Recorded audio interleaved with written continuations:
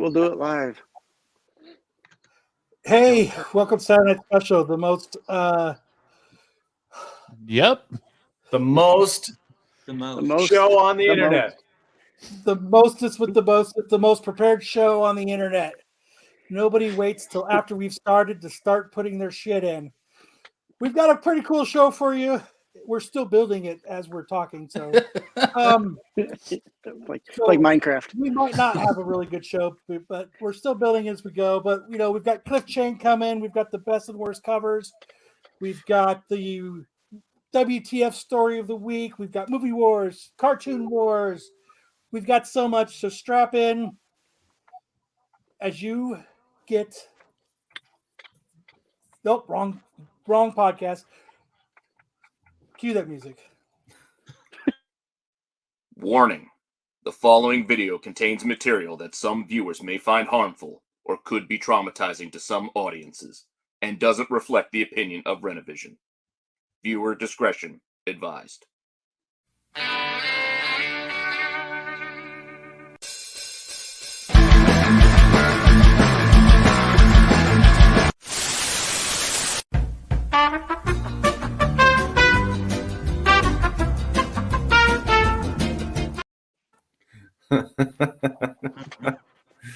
The layers of that intro. It's like traveling back in time. So how's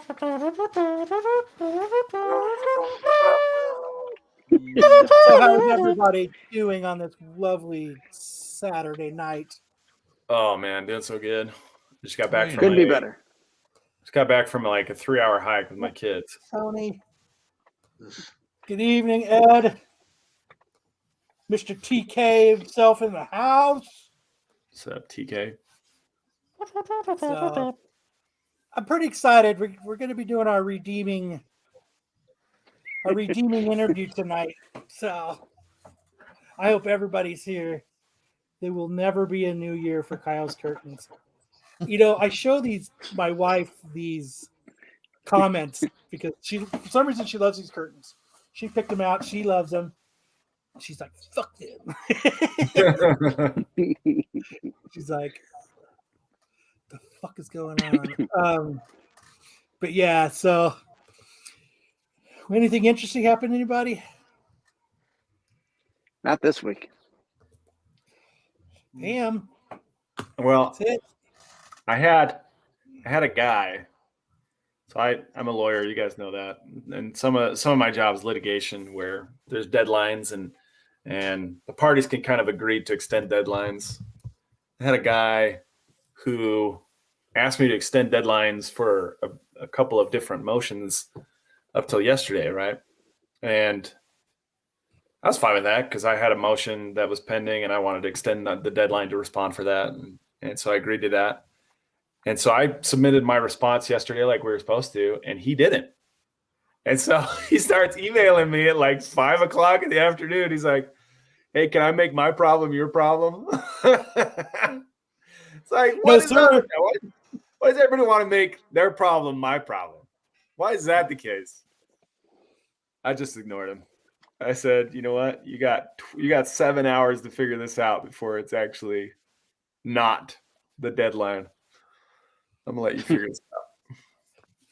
And just so everybody knows, as people are coming into the chat here, we did a really cool interview on Thresholds of Reality. If you guys aren't liked and subscribed to that yet, it was a really cool interview with a.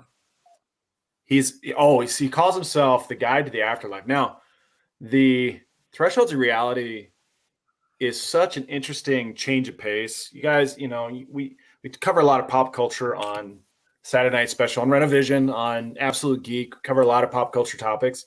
This is something that's outside of pop culture. Like this is the edges of normal or paranormal. It's kind of an interesting mix of unknown and we have been looking for people with near-death experiences. And that's kind of where we're digging in or diving in right now. And Scott Taylor came on our show, and he runs a group called, what was it called, Kyle? The Awareness Institute? Yeah. And he's figured out a way to give you a near-death experience without the death part. What? I would hope so. Well, you know, Wow. and that was like the first series of questions we asked him, like, is there a risk? Is this dangerous? And he's like, no. We're not like drowning anybody or trying to hurt anybody. We just use sound. It's all sound based. And we use vibrations, and it puts you into a certain state of mind where you can actually experience what people experience during near-death experiences. And so fascinating. And he had a very powerful story that he told about his own, what he called a shared death experience, where his girlfriend. What he means by vibrations is DMT. No, I'm just joking. No, I don't think that's far off. I don't think that's far off. Like binaural sound waves. Yeah, it was like changing the frequency within your consciousness to like it was a. So what I did is after the episode, like I went to my mom and stuff, and I was like, all right. And he was talking about like this trigger point. So like, you know, the transition from life to death, you know, you go through the, you know, the white light, and you go to the, you know, to your divine, where you go over your whole life. And he was talking about what you do is you make a trigger point so that the living can, their consciousness can catch up with you and be part of that. So I went to my mom and dad and everyone. I was like, all right, find your trigger point. Let's all find our trigger point so that we might actually be able to get to use that, actually do what a lot of people don't get to do, and you don't really get to have that last goodbye. So, and my mom's like, what happens if it doesn't work? And I was like, no harm, no foul.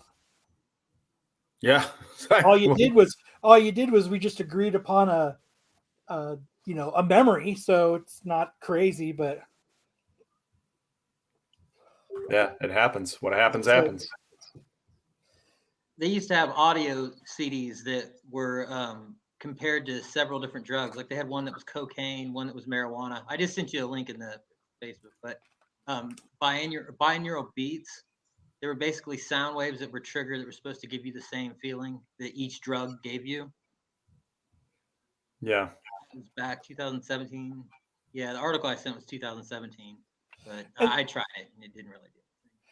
yeah, if you're not too far off what he was saying, because like during his story, his first experience of his consciousness leaving and meeting with his friend and her son was he was actually concentrating to the heartbeat monitor as it was slowly slowing down, you know, as he was passing away.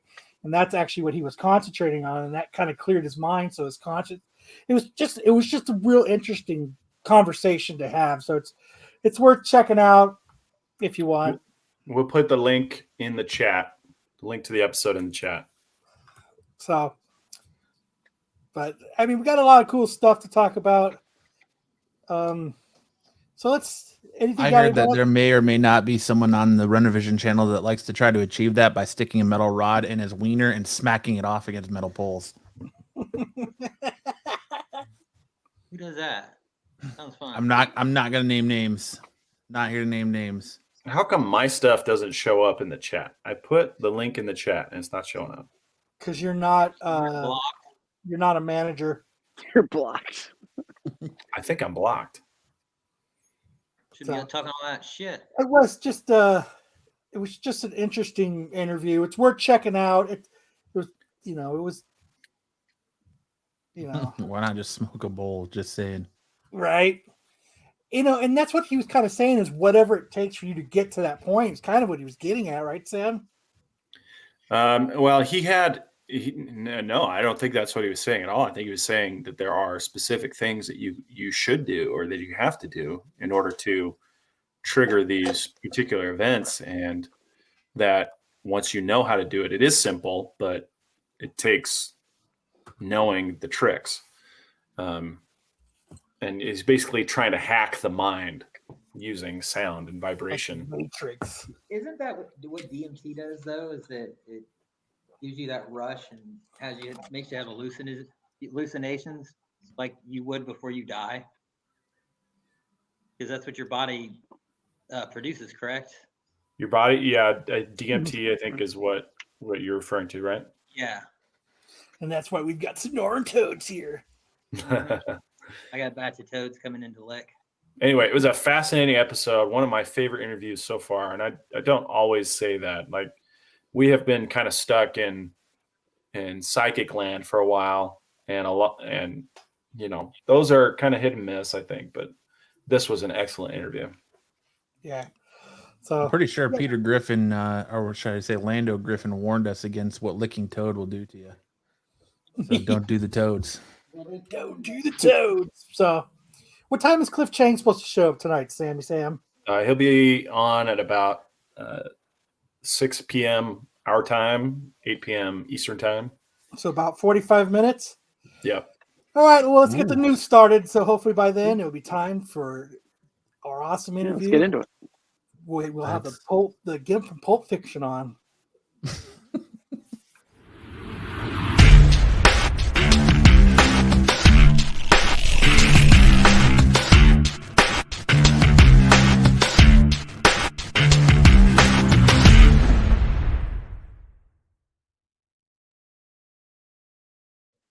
Our first news story kicking off this brand new year for SNS. Big news in comic world is Greg Capullo, known for doing the art on Scott Snyder's Batman comics at DC, is jumping ship to Marvel. The news comes from Mark Millar and the creators behind the likes of Kick-Ass, who interviewed Capullo on his YouTube channel and wrote about it in his email newsletter. Millar said, "My friend Greg Capullo announced this week that he is leaving DC for Marvel, and this huge news. I was lucky enough to be the first person to talk to him about it on YouTube yesterday, and you get all the details here. The details include that Greg Capullo will first start with Marvel drawing covers, as Capullo is still busy with his creator-owned project Creech. And then once Creech is done, Capullo will do a 6-issue or 3 6-issue projects." Yeah. So in the article they're talking. Come on, Spider-Man. Come on, Spider-Man.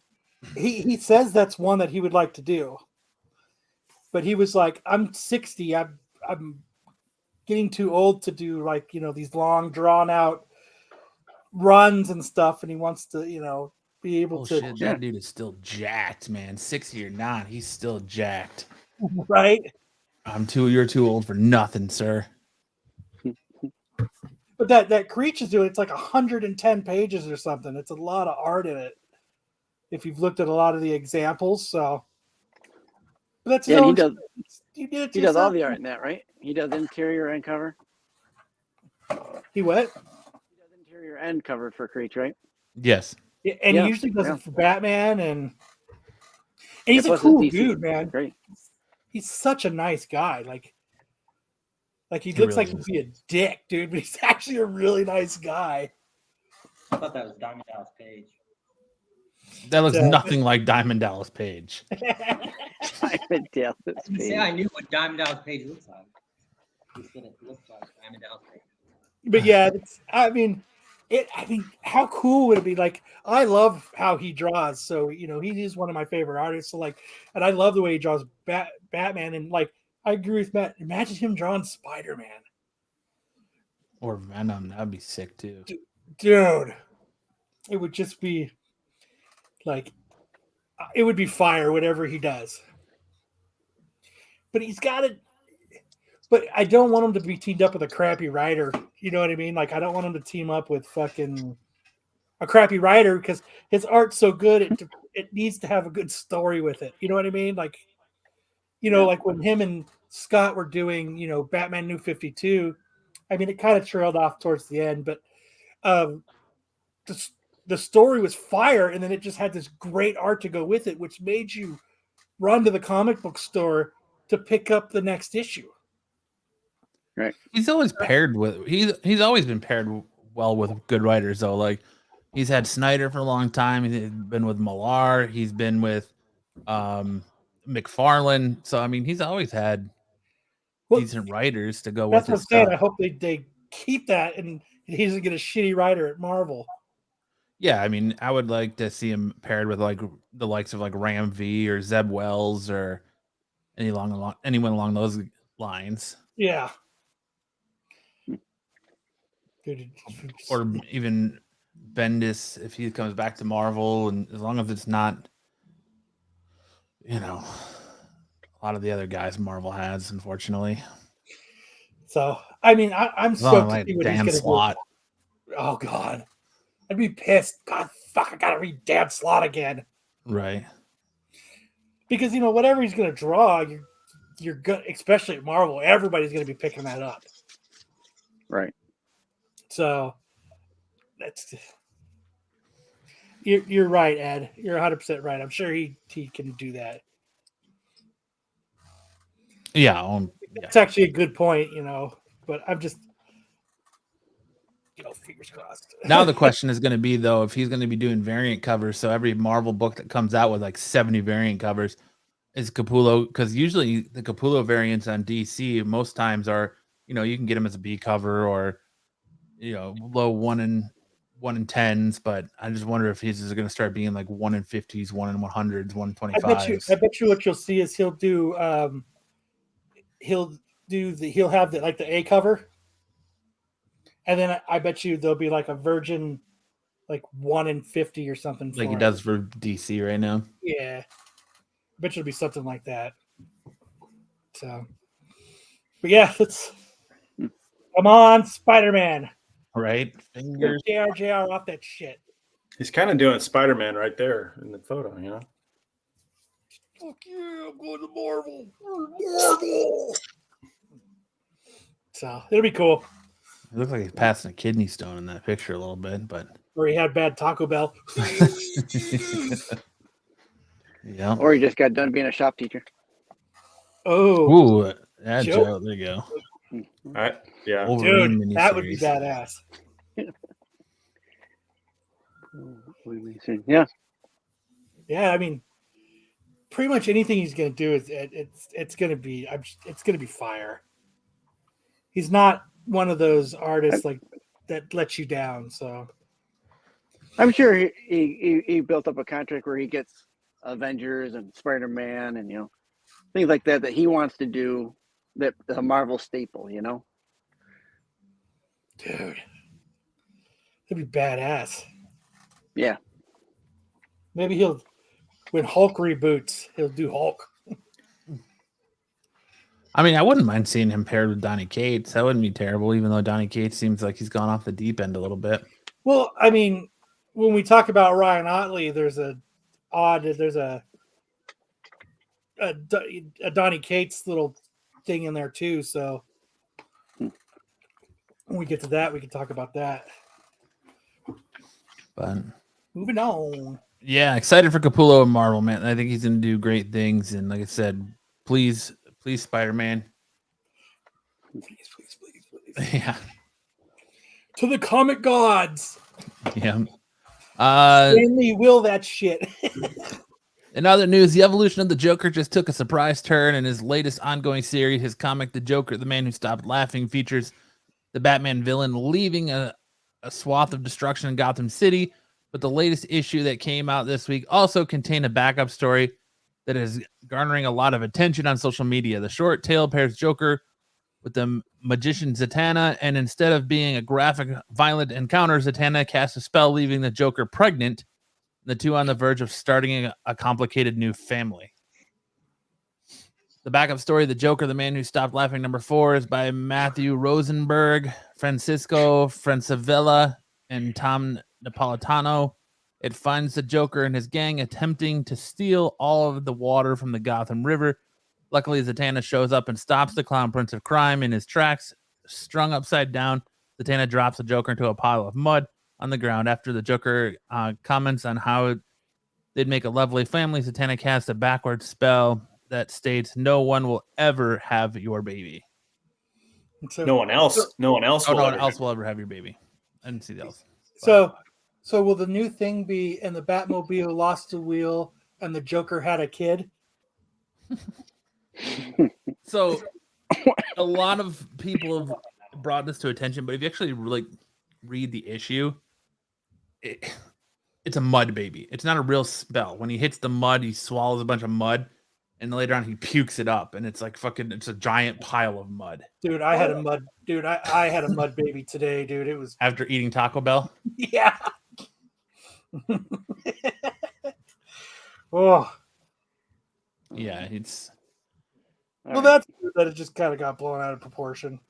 yeah, it got run away with big time, and people neglected to, I don't know if it was a case of not actually reading the issue or just sharing this panel or making it a better story if you don't share everything, but The it's Joker's just like pregnant.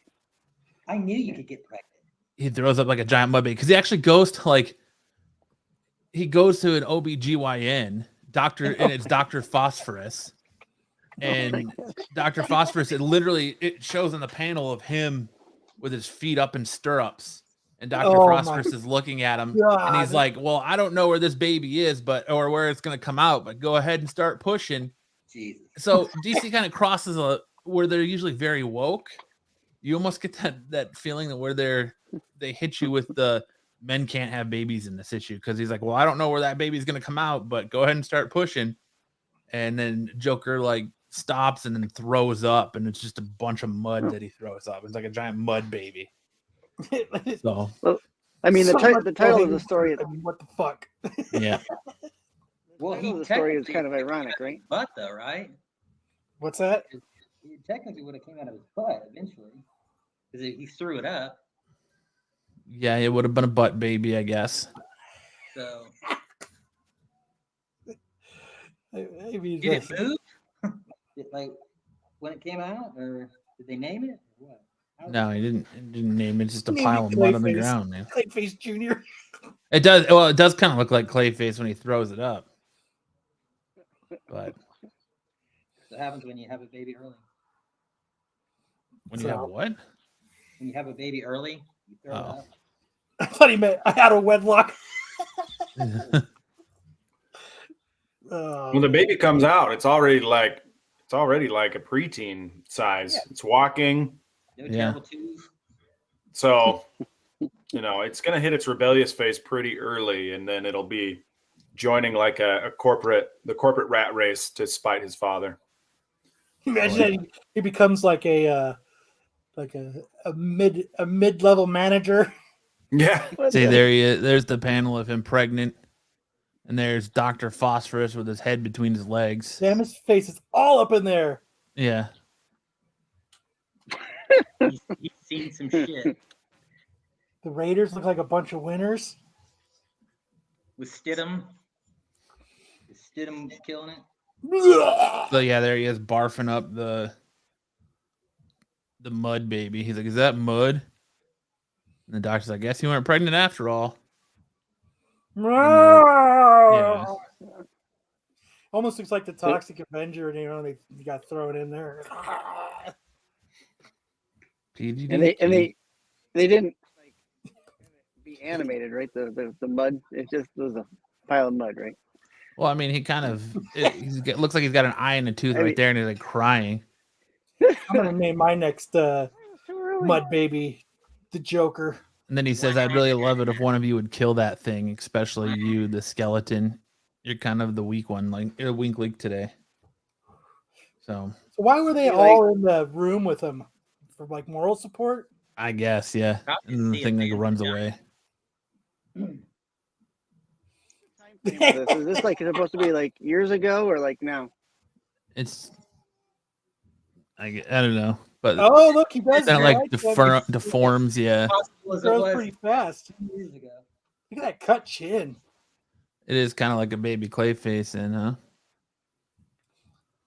But Seems like they were trying to piss somebody off. This is interesting. I guess that's an interesting. It's funny. That's what it is. thank God that they, covered it with the barrel of a gun. Bet you was fucking like a baby holding an apple. Actually, not a gun; it's a flamethrower. Like how the gorilla's got a chainsaw too. But Nice. Well, there it is. Wow. The don't mud believe baby. everything you read on the internet, kids. First appearance What of the the- pregnant Joker. Yeah. What's next for DC? Never named one Joker. Oh, we're- Geoff John is adapting his creator-owned Geiger book for television. The comic book series was launched last year by Image Comics with artist Gary Frank and marked John's first creator-owned project from John's in over a decade. Deadline reports that the comic book series will be adapted for TV by Justin Simon alongside John's from Paramount Television Studios, with John's writing the plot, who will executive produce alongside, pilot, who will executive produce alongside James, I'm not going to even try and pronounce that name, for John's Mad Ghost Productions Company and Gary Frank. The project is also executive produced by Kyle Larson and Simons. What? I mean, Geiger started out real good. I remember I was kind of excited to read it, and I just kind of trailed off on it. I like Joe Doolin's icons from Paperboy, I think. I never got past the first issue. I know like Marco made a big deal about how good the first issue was, and I think you were talking about it, Kyle, and it's a book that never caught on for me. I read the first few issues, and it's one of those ones where it started out good, but it's one of the ones that I just easily forgot about, as you know, there's so much other comic stuff going on. So do you still give it a chance if you start off a book and then they adapt it? Can't hear you, Hartman. He likes it. Hoping they do it right. Do you give it a chance even if you didn't like the book? Yeah, I mean, I'd watch this series and give it a shot. So, I mean, it kind of had a cool concept. I mean, had cool covers to it. I know that. I haven't read it. About a radioactive man, right? Yeah. They don't last. Like Geiger counter, right? Mm-hmm. Like a Fitbit? Yeah, like a Fitbit. I don't know if it's my internet or his, but he keeps cutting out really bad. Hartman's in a tunnel right now. Sorry, I'm not facing. Is this better? Yes. Yeah. I was looking away. Well, don't do that. Joe says, Geiger, another indie series crowding my short boxes. Oh, boo. That's a bummer. All right, moving on. Sell then. Nicolas Cage is Count Dracula in the first trailer for Universal horror comedy film Renfield. The trilogy begins with Renfield, X-Men First Class Nicholas Hoult storming into a support group led by Ghost Brandon Scott Jones, exclaiming, "I need to get out of a toxic relationship." Renfield explains that the relationship is with his boss, Count Dracula, played by scene stealer Nicolas Cage. God, this is already going to be amazing with Nick Cage being Dracula. Right? I thought, What We Do in the Shadows related film first. Yeah. Sounds like that. The footage reveals Renfield has been gifted with the powers by Dracula in exchange for providing the iconic vampire with constant care and vitamins like incident nuns and cheerleaders to feast upon. The support group tells Renfield that he is stopped serving Dracula's needs and won't be able to grow to full power. The trailer ends with the compelling shot of Cage's Dracula looking directly into the camera and stating, "Now let's eat." Yeah. I mean, yeah. I didn't even have to see what it's about. I was like, Nick Cage, Dracula, sold. Just the vibe, the colors in the trailer alone. Like, I'm like, this looks like it's going to be fucking okay. Yeah. Nicolas Cage has been practicing for this role for his entire life. I think so. I still haven't seen that movie where he plays himself. Oh, The Unbearable Weight of Massive Talent. Yeah. Yes. Is that any good? Has anybody actually seen that? It's not bad. It's pretty funny. What's it on?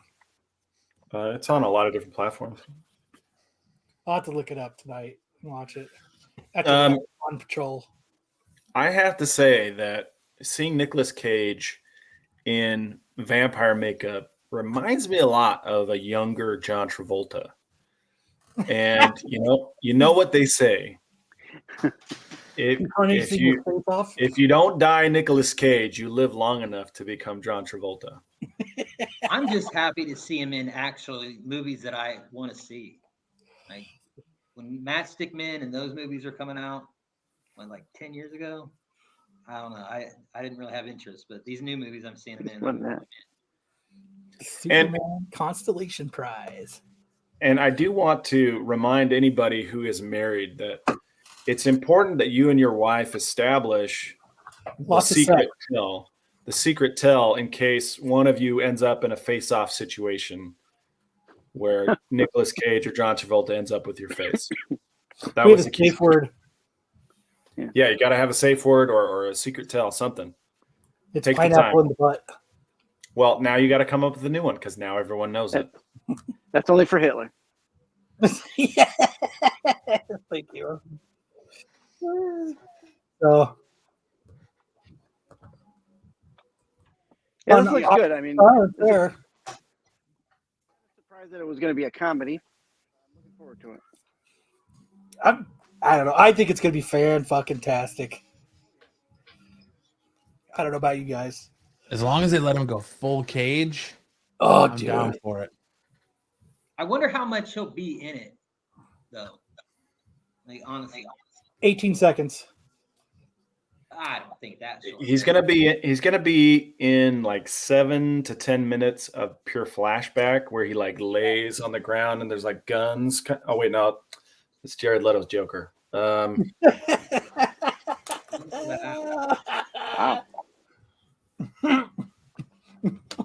Mhm. But I'm glad to see Nicolas Cage is finally getting back into serious roles and not having to.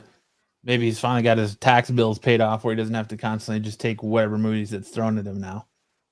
So I think he's learning I mean, to laugh about it. Yeah, he didn't have Yeah, to move to another island like Wesley Snipes, so he's doing pretty good.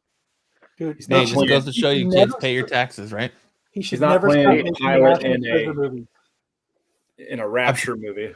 Apparently, if you watch the National Treasure show on Disney Plus, there's a tease that they're working on National Treasure 3. Good. I want to see all the way to National Treasure 11, where there's a treasure on the moon, and that's what they have to get to. Ooh, Hollow Yeah, Moon it- theory. Did Mhm. you guys see The Weatherman? I Yes. have, yes. Oh, thanks for I'm okay. Were I'm you glad going that somewhere went with that, or I'm glad that went No, somewhere. no, that was the full thing. It was just that question. I'm glad that went somewhere, Hartman. I mean, it's not He really hasn't what either. we're talking about. Just asking if anybody saw it. Have you guys heard that that song when you play it backward? It says Paul's dead. That was a hoax, right? No, it wasn't. He's dead. but Marvel cancels Hulk comics after 14 issues. Donny Cates has withdrawn from his major Marvel Comics projects of late, with Al Ewing and then Torrin Grunberg stepping up to write Thor, and Ryan Otley taking over the writing of Hulk as well as drawing the book. But Ryan has also talked about how he doesn't want to work on long runs anymore. His previous stated, after Hulk, I'll be going back to creator-owned at Image Comics for a while, maybe Marvel again someday. But next up for me is an independent book where I share ownership with the writer, 50% pay, in a project I'm absolutely excited to do. It's a win-win-win. I can't pass it up, but don't expect too long a run, whatever it is. Yeah, to be honest, I doubt I'll ever draw a long run more than 20 issues anymore. I did an extremely long run on Invincible. That was something very rare these days. I did my time, so now I want to do more shorter type runs, like 20 issues on ASM, 13 issues on Hulk, etc. So that goes back what I was saying before was when you were saying hopefully he gets with Donny Cates. Donny Cates is going back to doing his own shit. Well, So- Donny Cates has kind of went off the deep end too and had a lot of controversies and a lot of mental health issues as of late too. That's kind of why he stepped away from a lot of his projects. I mean, man, that's got to be a lot of fucking work, man. Writing and drawing for Marvel on these fucking timelines and shit.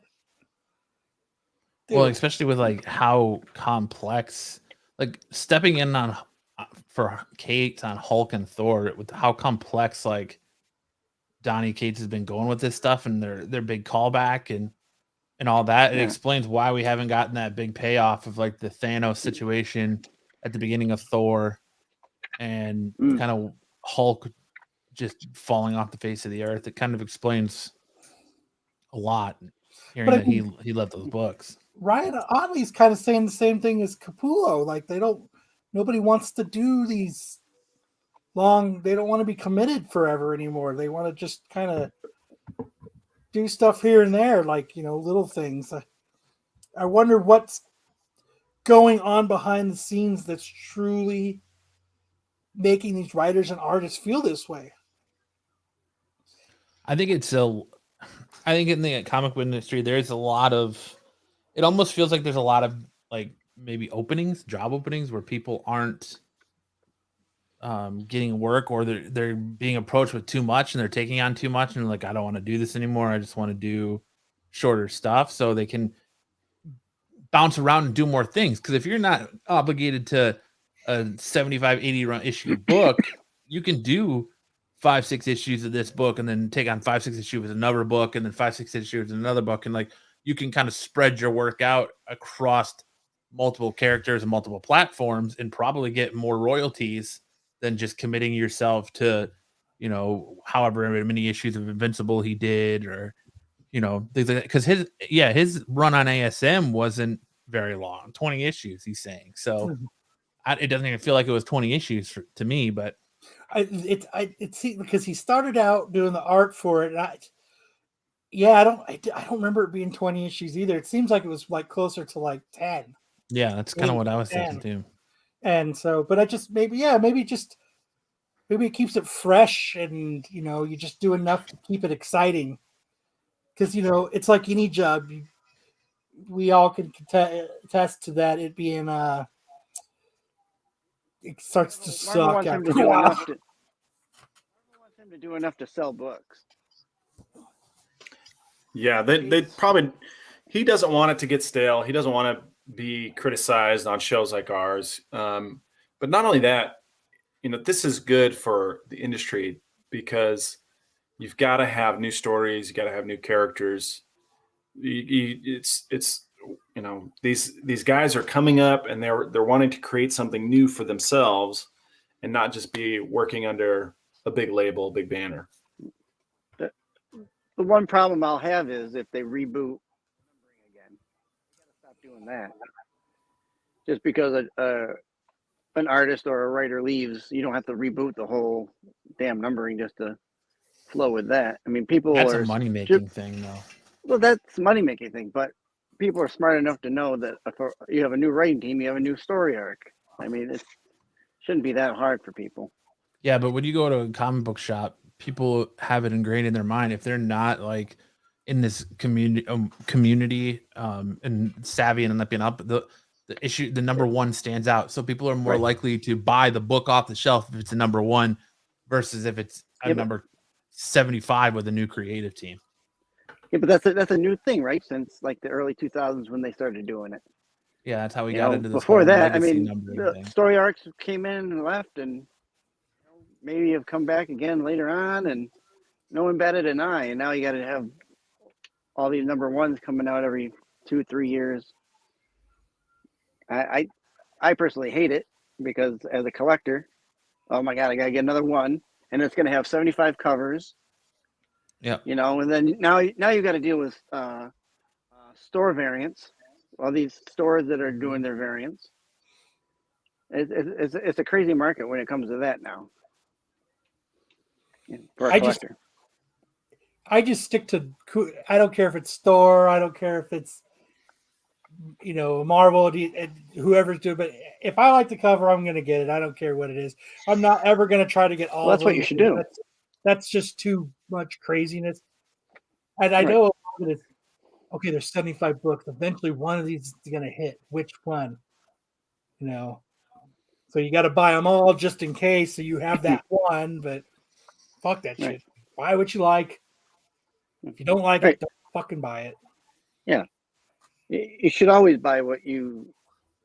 I mean, and if you're going to buy something else, like say it is something with 75 covers, you're going to pick the artist that's probably either the hottest artist or, like you said, it's going to have the art that you like. So maybe it's the McFarlane cover or the Capullo cover or the Hughes or whatever cover. I'm sure, like anything, though, it's like stopping you from getting stale too. Like, well, you got to set in your mind, I'm only drawing 6 issues of this. character, and then I can move on. So it's kind of got to stop your work from getting stale. And if you're only doing 6 issues, let's give it the best bang for its buck. Right. Mhm. So I mean, I get it, but it just seems like everybody's like publicly like going in that direction.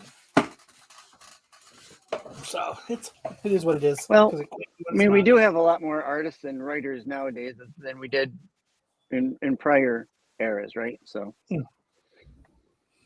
Yeah, you still kind of have those legend. Even now, you still have those kind of, like you're saying, Sticks. You have those legendary artists of our time, like Otley, Capullo, McFarlane, still out there doing it. there's always those ones that rise to the top, and people always follow them. And there's always some in the middle that people like. Maybe they don't get up to that height, but And then you know what you're going to like and who's the best, right? Like you can That never changes. you could probably name like the big time writers on one hand in the game right now. So I kind of agree with you. Tier list coming. Your writers are definitely outnumbered by the number of artists that are out there. So And I would hope like shows like ours, and if we did a tier list, could bring like those names more to the front, because a lot of these people who are specking on books, they don't know the writers. They might probably know the artists. They know the characters. That's not something they're specking on as the writing. They're specking on the appearance or maybe the art. let's see, who would you name a legendary writer right now? Scott Snyder, probably. Yep. James Tynion the fourth. Like I love Joshua Williamson's writing. Joshua Williamson. Yeah. Like, I don't know if I'd put Williamson in legendary, but I think he's getting up there. He's right on that cusp of it. Yeah. Like he was real hot, but he's a great writer. So Ram, I really am enjoying the stuff Ram V's been doing. I really liked Zeb Wells. Right. So guys like Ram, Tom King. I mean, they're hot now. We'll see how they do later on when they go on to and do some other things, right? I mean, I don't know how much he's actually done. I'm not a Ram follower, so. Well, I mean, Ram's killing. I think he's writing detective right now. I've heard nothing but good Carnage. things. I've heard nothing but good things, but or Venom. So. All right. Yeah. Yeah. What's next here, guys?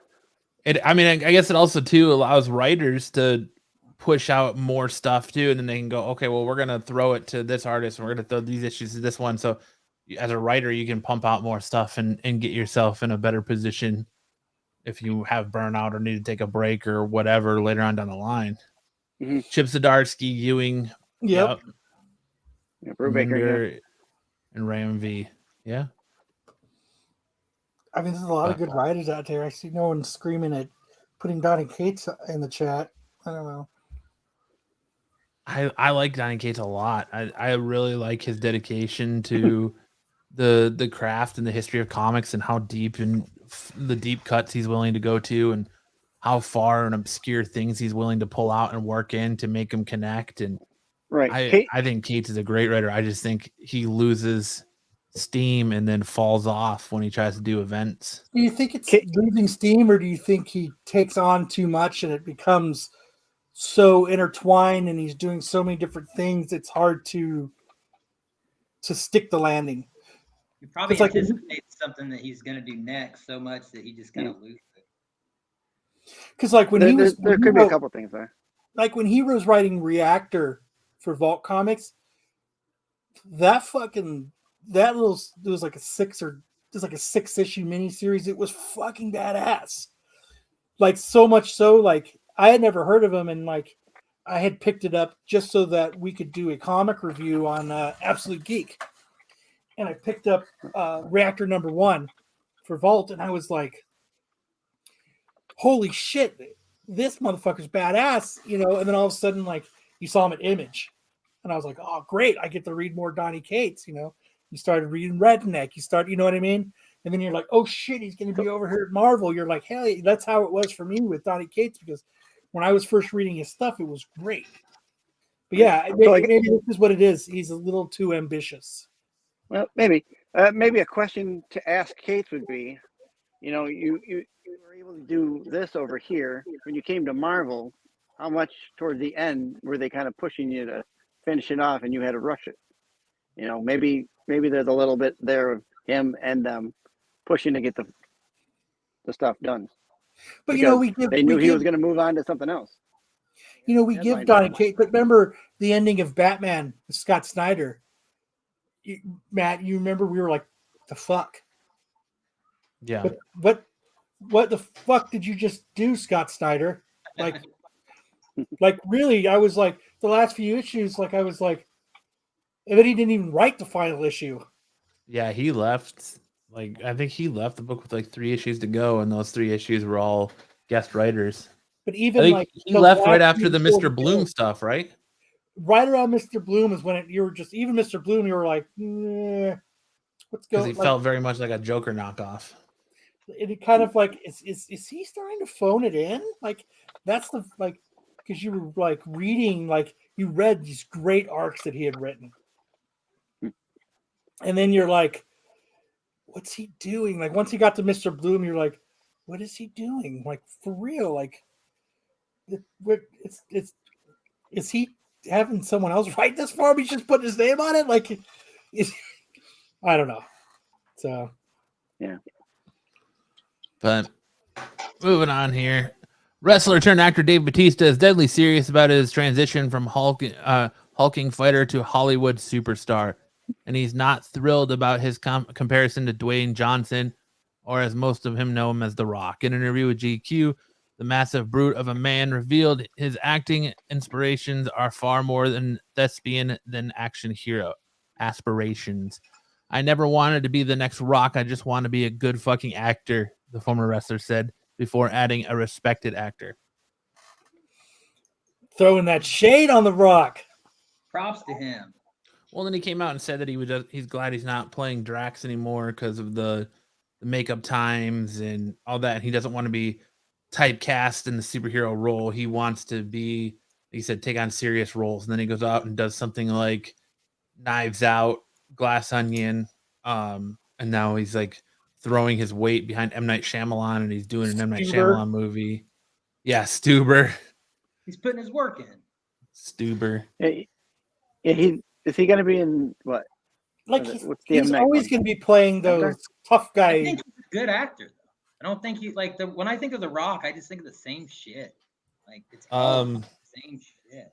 I don't think he's a very good actor. I think he did good as Drax. I think he's putting his work in. But I don't think he's a lead role guy. I think he did good in Army of the Dead. He's not someone that's going to get a boatload of commentary, right? I think he'll get that. So I think like Drax fit him good because he didn't have to talk a lot, and he's still learning for the acting. So that worked for him. So if you find a director that can work him into stuff that he's good with, he'll be fine. I agree with Joe. He sniffs his own farts too much. Yeah. He's not a lead role guy. The M. Night Shyamalan movie sticks is called Knock at the Cabin. Okay. Going back to horror. All right, good. So they show the premises is like while vacationing, these two dads and their little girl are approached by a bunch of like doomsday preppers that say that they're in order to there's interviews soon, Marvel Man, avoid the apocalypse, they have to make an unbearable choice where I think it's gonna turn out to where they have to choose who lives and who dies in this like room. A Sophie's Choice thing. Yeah, so it's gonna be Sophie's like Choice. Sophie's Choice. Choice. Good options. This is the opposite of that. It's a lose-lose. I hope what it does is I hope it's an F, Marry, Kill. I hope it's something like, do you put pineapples on your pizza? And then they say yes, and then he doesn't kill him. M. Night Shyamalan twist. You know how he does that thing. Shyamalan dong. The last Shyamalan movie was Old. which was the dumbest movie I've seen in a long time. And every time I see a Shyamalan movie, I'm like, that's the dumbest movie I think I've ever seen in a long time. Every time I see one, I'm like, that person's a dead person. Old is the one where they're at the beach, right? Yeah. Dude, In the I'll do it. balloons. I'll do it. I'll be the undercard. See, BK was in that chat too. He knows about the Whatnot drama and the dude, Dude, the I remember Tiger King of Whatnot. like, there's dudes that are going to do a boxing match. Ultimately, it ended with that Nick GQ dude being like, "I want to fight you. Meet me in the street and fight you." And then the other dude was like, "I'll fight you for like $5,000 on the line or $15,000 or something like that." And then they're talking about how they want to do it boxing and get it commissioned, or he wants Whatnot to sponsor it and to put on the fight. And So I remember when Facebook Live was a big thing, selling on Facebook Live, there was a dude that was on there, Zachary Russell. He ended up turning out to be like the biggest scammer in like comic books. I'm surprised we never really talked about it. He ended a huge scammer. You remember that guy, Matt? mm-hmm. He ended up being a huge scammer, but he did that with some dude. He was like, he wanted to do a sanctioned fight for charity. $500,000 brawl for He was doing videos of him fucking running with his like his army gear on, fucking sweating. Like he's Rocky or something. Yeah, it was fucking stupid. Why did he start so high? 500,000? Come on, man. Hey, if you guys want real violence, then we can set up a charity dodgeball match. And we'll play with volleyballs. Harmon, it's like a job. Sir John says Batista is what my nephew thinks he is. you never ask for the lowest money. You always ask for as much as you can. Well, it's like negotiate. you got $500,000 to throw down. First off, if you're going to start throwing that out there, let's see your account numbers. Well, he did brag about making $1 million last year on Whatnot. So, Joe says I just kept asking them to take their shirts off during the argument. I joined the argument and left. I joined the chat and I'm like, fuck this. This is too much. I can't even understand. Dude, it was like a beautiful car crash. I couldn't look away when I was watching it. I need to start going back onto Whatnot, dude. Like I abandoned Whatnot a long time ago, and I don't even. I kept going. Who's got the Jamaican accent? It's a lot of people now not selling anything, but just oddly watching like Disney Plus or like Avengers Endgame in the background. So it's starting like a cheaper only fan service. Kind of. It's just like, they're like, it looks like they're gonna have a sale, but then you just see like part of a TV in the background that has Avengers on it or something, and they just never actually sell anything. Bidder gets the next show choice. So it's just a bunch of comic book flippers trying to. What was that? It's just a bunch of comic book flippers sitting around in their basements with the TV on. Yeah. I don't know. Whatnot. It was so promising in the beginning, and I just don't. It just turned into a giant shit show now. Like yeah. It's just. So whatever happened to the eBay live sales? They're coming. They've started up. They're probably watching Whatnot and waiting for them to do all the wrong things. So we're not going to do that, and we're not going to do that. We're not going to do that. Fuck it. We're not doing it live. What's up? We're scrapping eBay live. Forget it. Scrapping it. Yeah, they're probably like, let's wait and see what happens on Whatnot. We'll make changes. Because Whatnot. There's so many of those types of apps now, right? So after Whatnot, they got Pop It. eBay has that money back guarantee. So I wonder how that's going to be thrown into it. Like. Hopefully soon. I had a old coffee grinder that I sold like a couple years ago. This dude got it, opened it up, broke it when he was opening it up, and then said it was broke, sent it back, got his money back. And I look at his store and he sells parts inside coffee grinders. Like, so this dude opened it up, and I'm assuming he took the part out he needed and then sent it back. So eBay's got that money back guarantee crap. I remember 2006 to like 2010, like eBay was fucking phenomenal. It was awesome. You really, truly got great deals all the time on eBay. Now they just make all you buyers happy, no matter what. I remember like there was Someone sounds I don't know bitter. how early you guys used to go I'm on very eBay, but I remember they had like an oddity section to eBay. Yeah. I remember there was a dude that was selling ghosts in a jar. Well, now if you buy As those, opposed- that's no money back. Like that's As how you- opposed to farts in a jar. Yeah, it was ghosts. He had this. I remember he had this whole elaborate story that he was walking through the Same woods thing. and he came across this dilapidated old cabin, and he went in there and there was a ghost. He got it into the jar and he was selling it. put a video of, get me out this jar, man. Like just have some voiceover, like a. He was like, Little voice once you chipping get it, you open it at your own risk and all this other shit. It was great. There was people just so dumb shit. It was awesome. Yeah, you It's can crazy. Like I remember going, if I was thinking about buying something, fuck it, I'm gonna go to eBay first. And now I'm like, selling stuff fuck. on eBay. You're selling used now I'm printers. like, what the fuck is my eBay password? Return printers. My dude was selling. He just he kept bitching about them kicking him off this platform, and then I got a printer I got 3 printers one weekend. All 3 of them, none of them worked. I'm like, dude, you gotta sell working stuff, man. Is this why they kicked you off eBay? Oh man. Hey Yeah. Sam, is our guest fashionably late? I don't know. I You don't know. still really. got 1 minute. You get catfished. Oh shit, that's right, 6:00. I don't know what I was thinking. All right, let's keep going then. Dana White training his wife up for his new slapping fight. Instead of UFC, he's gonna do slap fights now. You've heard me say for years there's never an excuse for a guy to put his hands on a woman. Now here I am on donate TMZ. to that, BK. I'll be the first person to donate. Now here I am on TMZ talking about it. White told the website, Dana and I have been married, or Dana and I have been married for almost 30 years. Anna White said in a statement to TMZ, to say this is out of character for him is an understatement. Nothing like this has ever happened before.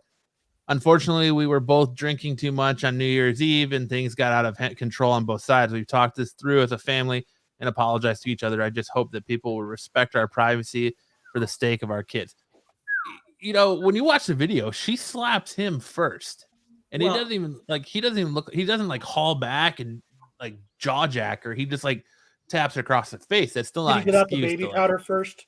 No, but I mean, it's still not an excuse to put your hands on a woman. But No, I know. a lot of people look at it like if she wants to step to you like a man and hit you first, then And you make money off of men slapping other men, so right. it's only instinct, I guess. But Sir John says Dana White needs to practice. He more fly squashed her. they need a rematch. They need to take it to the octagon if they want to be real about it. Yeah, he didn't training her for the slap competition. Yeah, power slap. She's gonna be the first. She's training for the female division in power slap. He's Sean Connery reader. Yeah, I don't know. Dude, I remember when UFC used to be so badass. They need a red team versus blue team. Dana and his wife, the coach on the other team. Oh, yeah, like an ultimate fighter for slapping. But yeah, when that originally came out with Dan Severn and Royce Gracie and all those guys, that was when it was the best. Like I used to go all the time to him because I used to be rich. No, I'm just joking. But it was like, what happened, dude? I met his wife spent the last little bit of their fortune on those curtains. It was just all downhill from there. These will be great. Like I remember, it would be like me and my dad, my brother-in-law. We'd all go and it was. I think it might have been Chuck Liddell. My dad goes down, and I didn't want to get up from my seat because I'd been drinking too much, and I always got the fight cards. It had all the fighters in it. And I said, "Hey," my dad was on the end of the row, and I was like, "Hey, it's Chuck Liddell. Go get the autograph in my fight card for me." So he's like, "All right." I gave him, the Sharpie with that there, and he was like. He walked out of Chuck Liddell and says, "Hey, can you get this signed for my son?" And Chuck Liddell's like, "Hey, where's the little guy at?" And he says, "That guy right there." And I was like, "Ah, hey, all fucking wasted that shit." He's got that disorder where he looks like a grown man. But He's an 8-year-old. he just made. I was like, why is Chuck Liddell making that weird face? And then that's when my dad came back and that's what he told me. It was probably way worse. You were probably way worse than you imagined in your head too. Like, All right. real sloppy. I remember we went one time to the fights. It was same thing. It was like me and my brother and my dad. We went with the owner of the company that I worked with, and like the vice president, dude, and fucking. I'm sitting there and like it was one of the ones that we would just fly out for the fight, watch the fight, and then we just fly back home, and like Damn, so you really had money. Talk about being rich. we were drinking. We'd get on like a 7 a.m. flight, so we'd be at the airport drinking fucking like shots and stuff and beers, and then we would we got on the plane, had a couple drinks, we'd get there and sit around and drink, and by the time the fight got around, like we were sitting there, and my dad's like, I remember he put like $400 on like Rich Franklin. He got his ass whooped by Anderson Silva. That's when he fucking put his nose over here. So we get to the fight, we're sitting there, and I'm drinking a drink, and my owner of my company comes over and he goes, "Hey, your dad's about to get arrested. You fucking better go find him." And I was like, "All right, let's go get him." I look, and the owner's gone. He's like hiding. I'm like, shit. So I walk out, and my dad is in the hallway of the Mandalay Bay at the front doors, laying down, sleeping, and everyone's having to step over him. And the fucking the sheriffs are like poking him with their nightsticks, trying to wake him up. And he's fucking smacking him awake. Get the fuck away from me. And they're like, "Dude, if you don't fucking get up, we're gonna take you to jail." So he goes, "All right, fuck it." And he sits up and he leans against the wall and he goes back to sleep. We've all been there. And they're like, "That's not what we mean." So I run up and I go, "Whoa, whoa, whoa, whoa. All right." And they're like, "If you can't get him out of here back to your hotel room, he's going to jail." So I called my mom. I was like, "Hey, I ain't missing this fucking fight. You need to come get him." And fucking, so him and my wife, her and my wife, my mom and my wife come over and they grab him, and fucking they like there's this married couple walking by, and he runs over there and he grabs the corsage off the fucking off the wife and fucking throws it. And fucking he's tripping people on the escalators and shit. Your dad, that's a problem child. Your dad's a fucking menace. That's what yeah, it those is. guys that like punches you for no reason at a campfire. It was fucking awesome though. And I just went back to the fight. Cliff will be on at 7. What the fuck? So we can move on with the rest of the slides. All right. Your thing, boss. All right, let's get into worst and best covers of the week.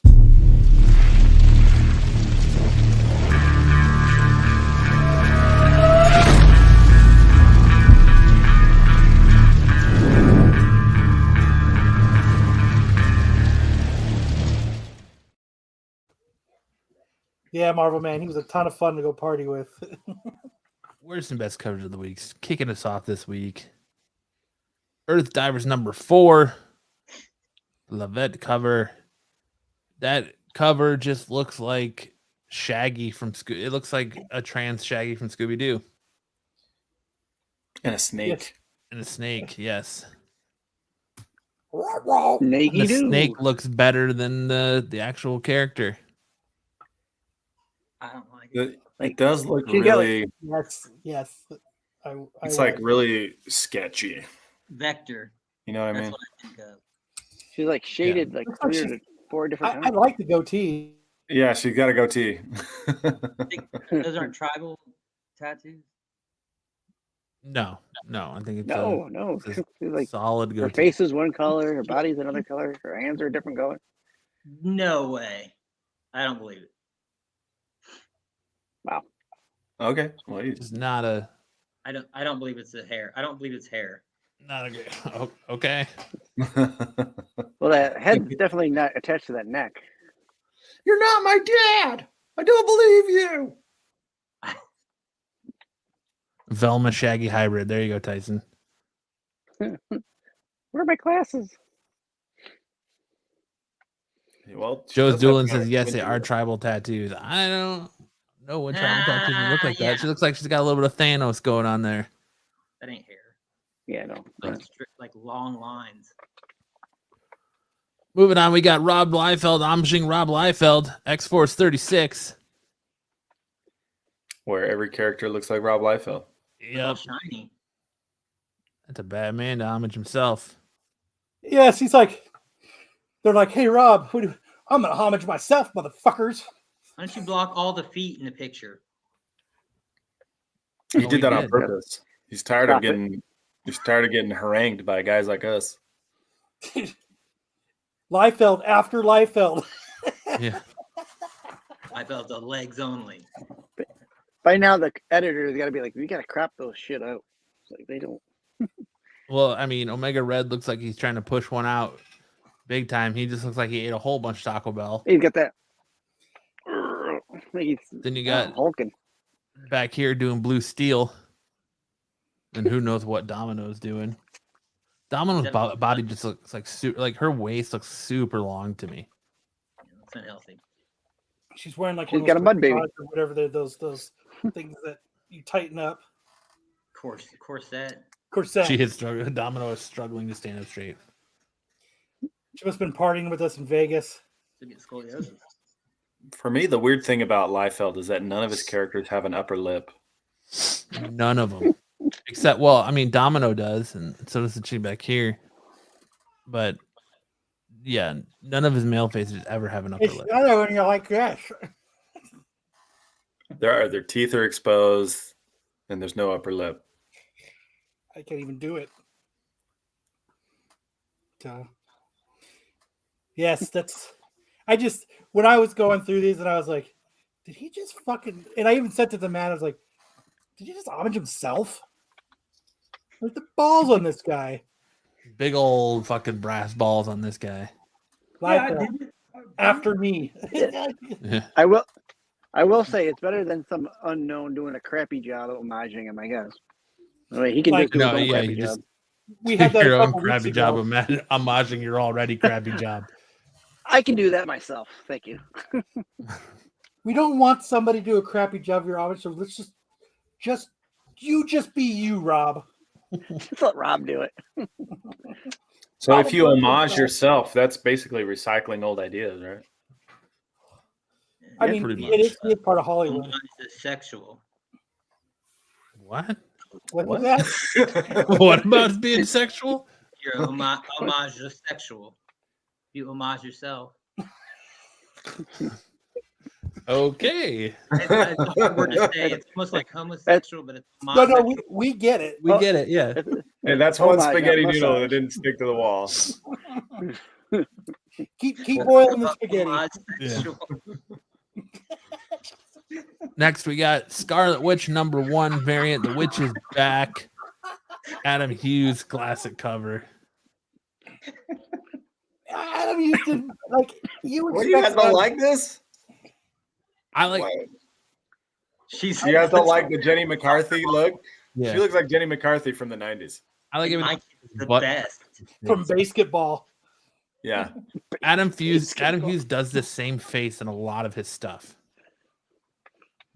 Well, maybe he's got a thing for Jenny McCarthy. That's a prize. And like, what's this Don't we hair all? right here? It looks like Mine. someone spilled coffee on her shirt or something. She looks like she's in that. What's that It's show? drool. It's armpit hair, clearly. Yeah, the Well, shape mouth has of been like open a so wide, it's drool. armpit hair in the shape of like a pumpkin bomb. She's magically keeping you from vaccines. Yeah.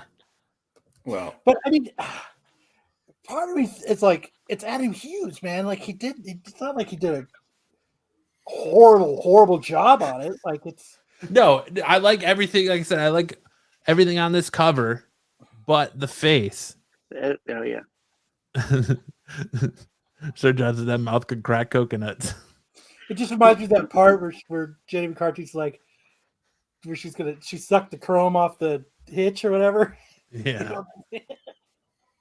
Yeah, that is a Jenny McCarthy. No. And that hand looks a little like the finger placement on the hand's a little wonky. Like, She why looks is like this she's yelling at one somebody finger that's like been massive back. compared to the rest of her? She was Yeah. one reason why I watched The Masked Singer. yeah. Hey, good point. Great According to point. Marco, nobody watches that show. So I guess we know at least one now, huh? I It was very popular when it first came out. but it's kind of I'd be like Googling and trying to figure out who did it. Like I found myself too involved with it. yeah. You had to step away. You're getting too obsessed. I spent too much time Googling trying to figure out. Like I'd go online and read what everybody else wrote, like who they thought it was, and then I would take them and like dwindle them down, and then I just put way too much fucking work into the Masked Singer. He had one of those yarn boards behind him, with the conspiracy theorist. Yeah. That could be him. Yeah. And then I was always wrong. Connecting the dots. They give you a lot of red herrings in that show. Yeah. But I mean, this is one of those covers that walks the thin line between being best and worst, but it's just, I feel like he's just recycled this facial expression a lot, and the hand, it just is like Adam Hughes is not his greatest work. Well, like what we do with what everybody says about J. Scott Campbell, why change something if it works? I guess that's why J. Scott Campbell draws cat faces constantly. Dude, I still love his art, man. I like him so. Oh, I like it a lot. I like it a lot. Well, I'm gonna be the contrary opinion. I like this. I like this cover. I still love that other cover he did. That was it that incentive cover that he did for the the Kickstarter with the brick wall, and she's got the wet shirt and everything. Adam Hughes. Yeah, Adam Hughes one. Yeah. Soda Pop or whatever it's called. Yeah. Pop. Yeah, where but see, the girl in that cover is almost making the same facial expression. But she looks like Jennifer Lawrence instead of Jenny McCarthy. He goes with the gens. Oh, yes. I agree with Chad. Pop kill, yeah. I mean, it's Thank you, Joe. Thank you. Yeah. Same facial expression. But all right, now we get into our best covers of the week. Secret Invasion number 3. The Loeb, Marvel Anima Loeb cover. Anything with a skull on it is just usually dope, and now you have a scroll skull. What's with all the sections? So dope. I guess if you're a shapeshifter, you have a lot of bones in your skull. I was going to say Dana White smacked him, but it looks like there's little lumps or tissue. Well, I was thinking like maybe it's cartilage, and so they can unhinge and change to meet and form into the person's correct bone structure that they're turning into. Kind of like what Sam said. Yeah, exactly what Sam said.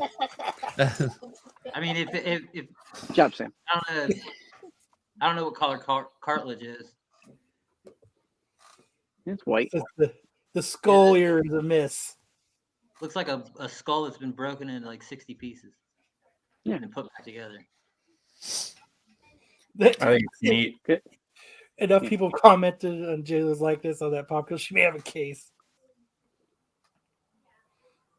Uh-oh. Better watch out, AH. Next, we got Night of Han's Nightmare Blog 11. Can't see who did the cover because who did this cover, Kyle? Here, I'll bring it up real quick. Just because of my excuses. Cutting it off. It's the Kudrunski cover. Simon Kudransky. You know why I like this cover a lot? Matt might know why I actually picked this cover. If anybody will know, I'm sure it's Matt. Pink eye? No. Simon Kudrow. I picked it because there's that badass like the Walking Dead cover. And it was just so cool with the eyeball, and when I saw this, it totally reminded me of that Walking Dead cover. And anything time when anybody does a close eyeball where you get to see the reflection of who's, I love that concept, and I think it's fucking cool. And I think it's just something that I think it just kills, and I love it. Yeah, it's a sick cover. It's almost as good as the Walking Dead cover. Me love the baby.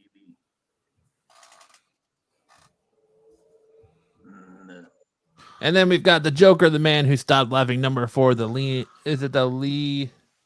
Bermejo. Yeah, I can't see the. I just see the Lee. Someone in the background doesn't want to take a bath. Yeah. So Is that that's your a sick daughter? cover Matt? with like the That's really marionette of Red Hood. Yeah, that's very Dude, good.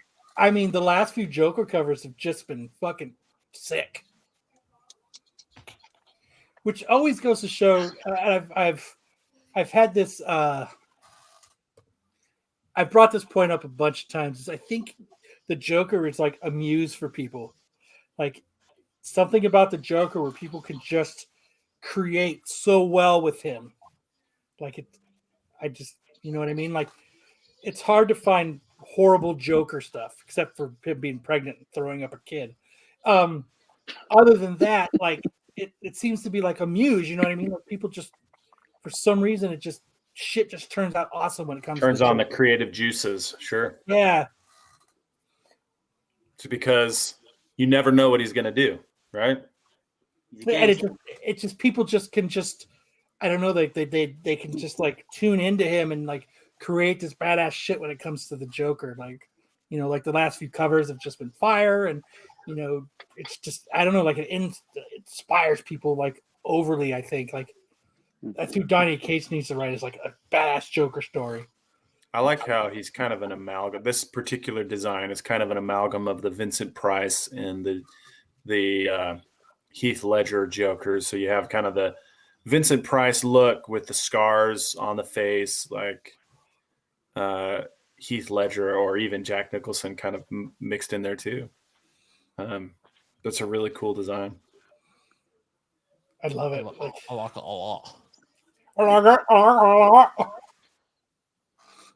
And then we have the Avengers, Earth's Mightiest Heroes 64 art germ cover. Art germ doesn't disappoint, man. Always Never. beautiful covers. Never. Is this Phoenix? Yes, it's the original Phoenix. Yes. We need to get him back on the show. AI. That guy Is- hates that shit. Is this the 10,000 BC one or? Yep. Mm-hmm. We need to get back on and tell him, how the fuck do you always come up with fire covers? How the hell do you do it? I use a lot of fire.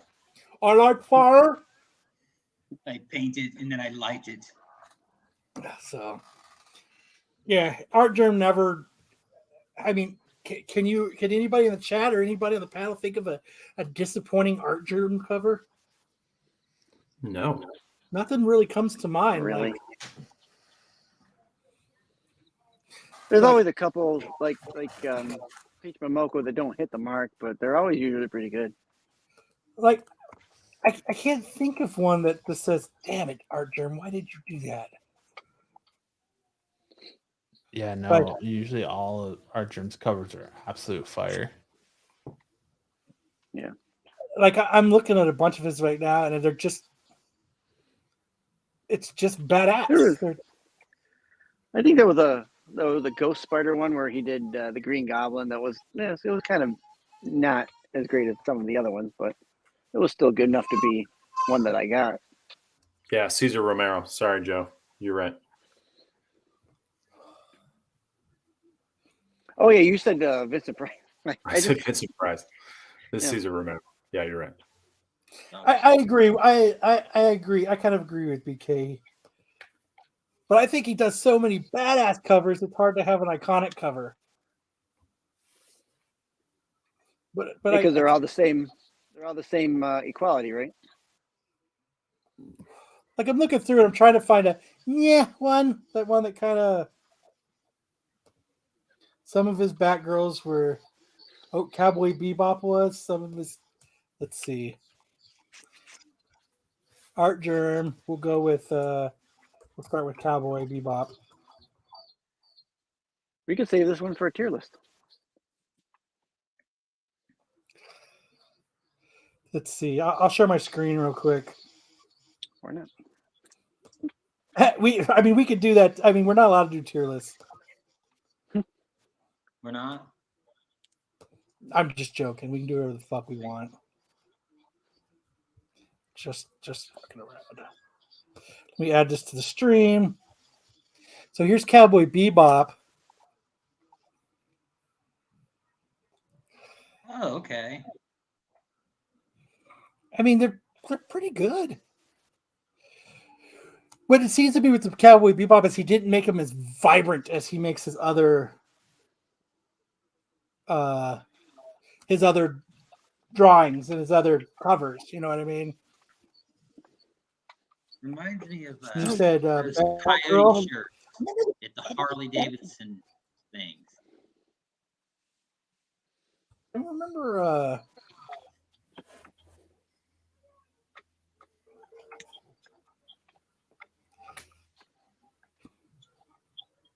Fantasy. She was talking about with the Batgirl. He did the Korean cover for Street Like Fighter.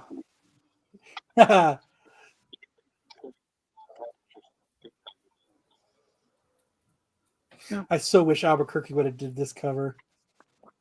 God. Everyone had to get all fucking up in arms over it. Like, that's fucking great. But it is what it is. That's Matt bailed.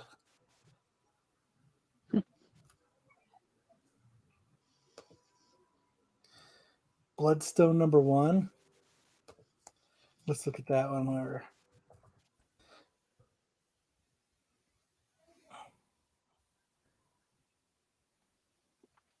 oops, let me reshare it.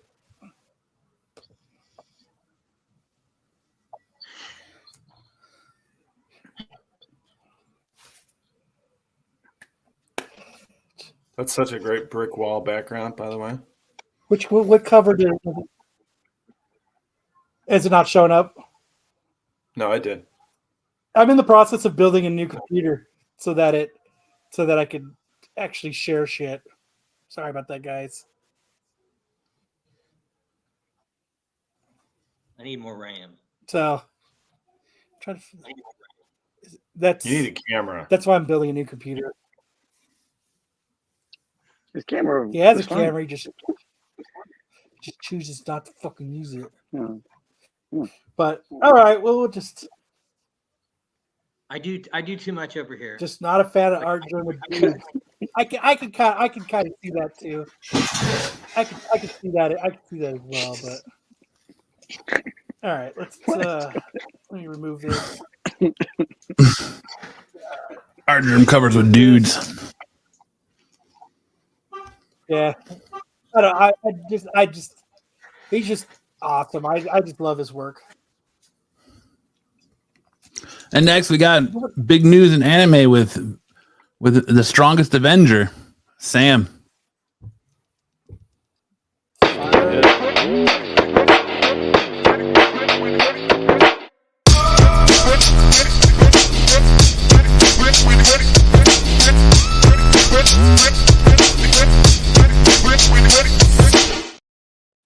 Blaming Sam, I'm gonna have to throw a little shade at you, and I had to spend a bunch of money on fucking Chainsaw Man mangas because now I'm so hooked, and I don't know when we're gonna get season 2.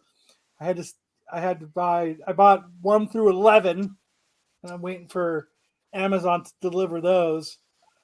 And I've already reread volumes 1 through 3. Yep. So now I'm waiting for 4 to 11 to come so that I could keep reading it. Yeah, But Chainsaw Man is a phenomenal. devastatingly awesome series. So I'm happy for you. I bought volumes 1 through 11. Part 2 has started, and there's volume 12 out now. It's just an amazing series. I'm glad that you got into the anime. You're going to be ahead of the game story-wise when the series progresses finally at last. But season 2 is looking like it's going to come out. If it comes out this year, it'll be at the very end of the year, but it'll probably more likely be 2024. See, that's why I'm buying the mangas, because like I'm not wanting to wait 2 years to fucking see what's going on. Yeah. No, sir. So this series right here is Zom 100 Bucket List of the Dead. This is a newer manga series that has picked up a lot of steam lately, and Shogakukan announced on Friday that it is getting an anime, and it will stream on Hulu in the U.S., which means that it is a Disney acquisition. So everywhere else in the world is going to be on Disney Plus. Viz Media, this is one you can buy volumes from Viz Media.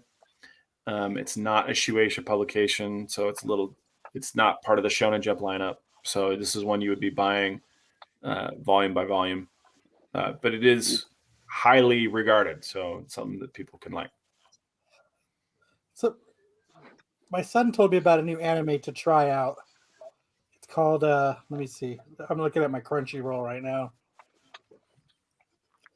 It's called Well, speaking of new animes, we can go to the next slide here. Oh, and this it's called Revenger.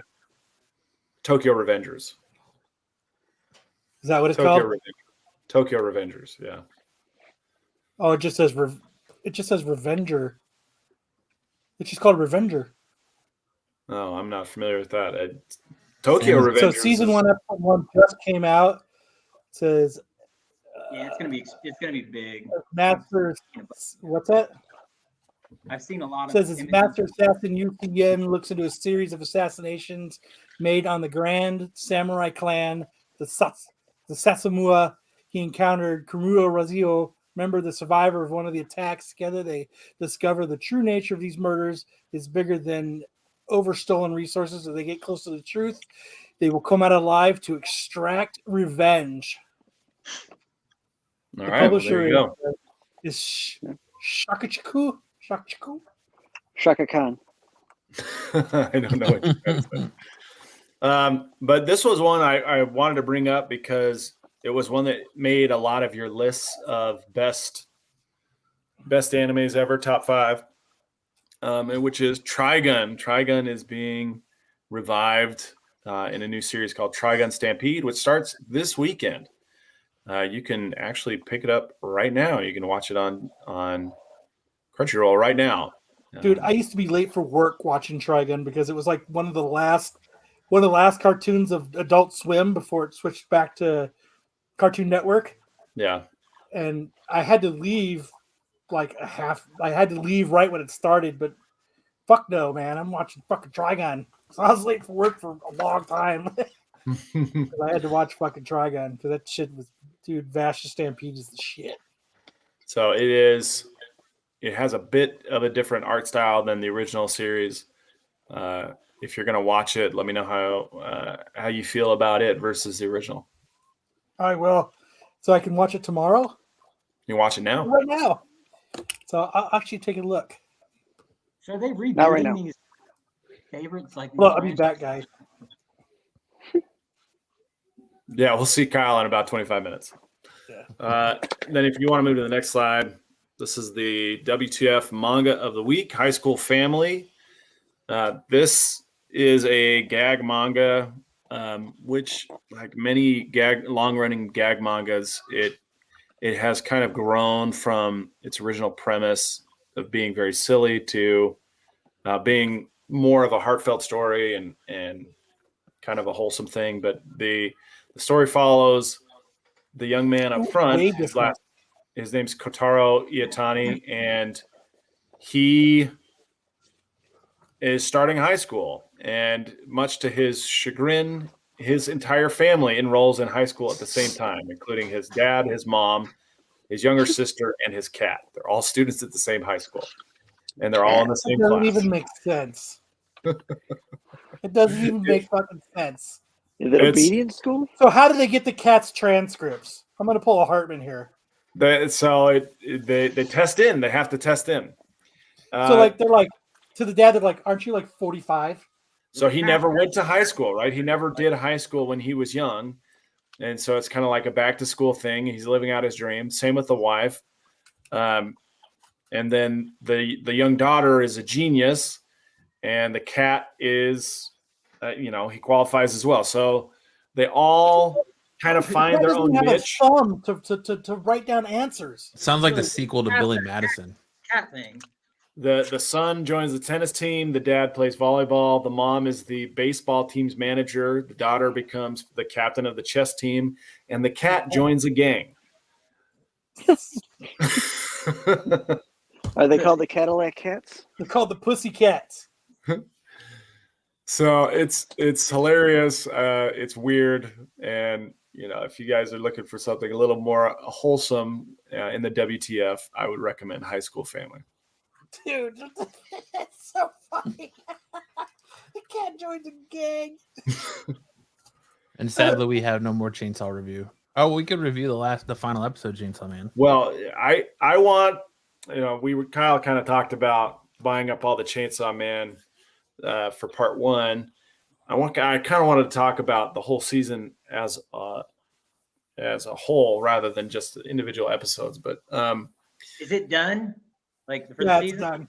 the first season's done. There's 12 episodes. Kyle, I want to get your take. I've been steeped in Chainsaw Man since 2020.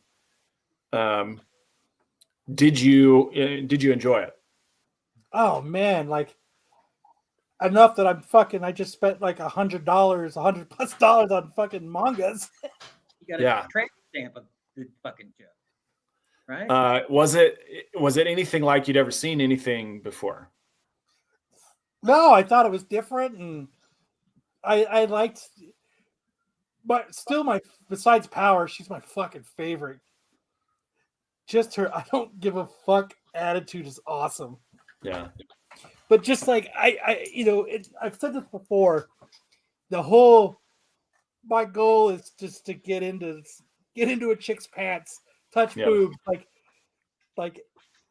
that just speaks high. You know what I mean? Like I loved that concept that it is true. Guys will do almost anything to just to be able to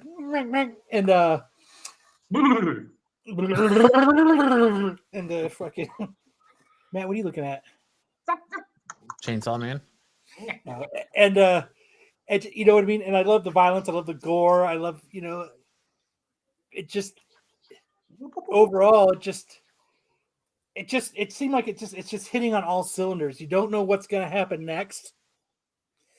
Like, a lot of things you can kind of predict what's going to happen, what's going to go. But this one is kind of the ones where you're like, okay, I got a feeling with this. Nope. They're gonna change it up on you.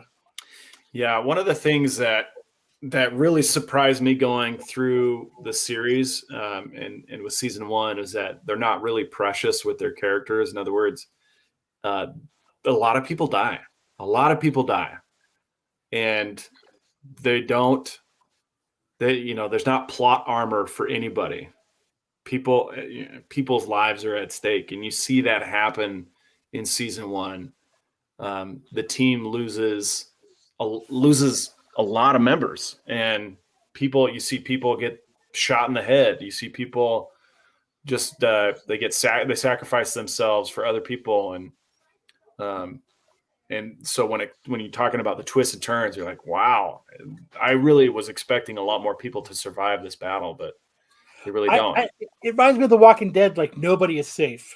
Yeah, and they prove it. Nobody is safe. You don't get truly attached to anybody except Power, because there's just, how can you not?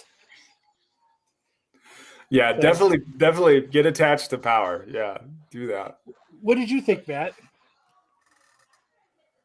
I liked it a lot. I mean, it was definitely gory. It was a different change of pace. It definitely filled that void that like One Punch Man has left as far as anime goes for me. I think I'm the only one on the panel that didn't really like Power. I kind of found her annoying and didn't really care for that character. I was more. I ordered a Power sticker for my car. I thought Denji was a good lead character, and I can really sympathize with his grind to get that ass and titties. So, for me, when he gets criticized for his goals, and they say you're the only person on this team not taking things seriously. And when you look at Denji's motivations, what he's wanting is a human life. He wants to experience a normal human life. Like he's never had bread with jam on it. The only thing he ever gets to eat is like half a slice of moldy bread a day when we pick up with him in episode 1.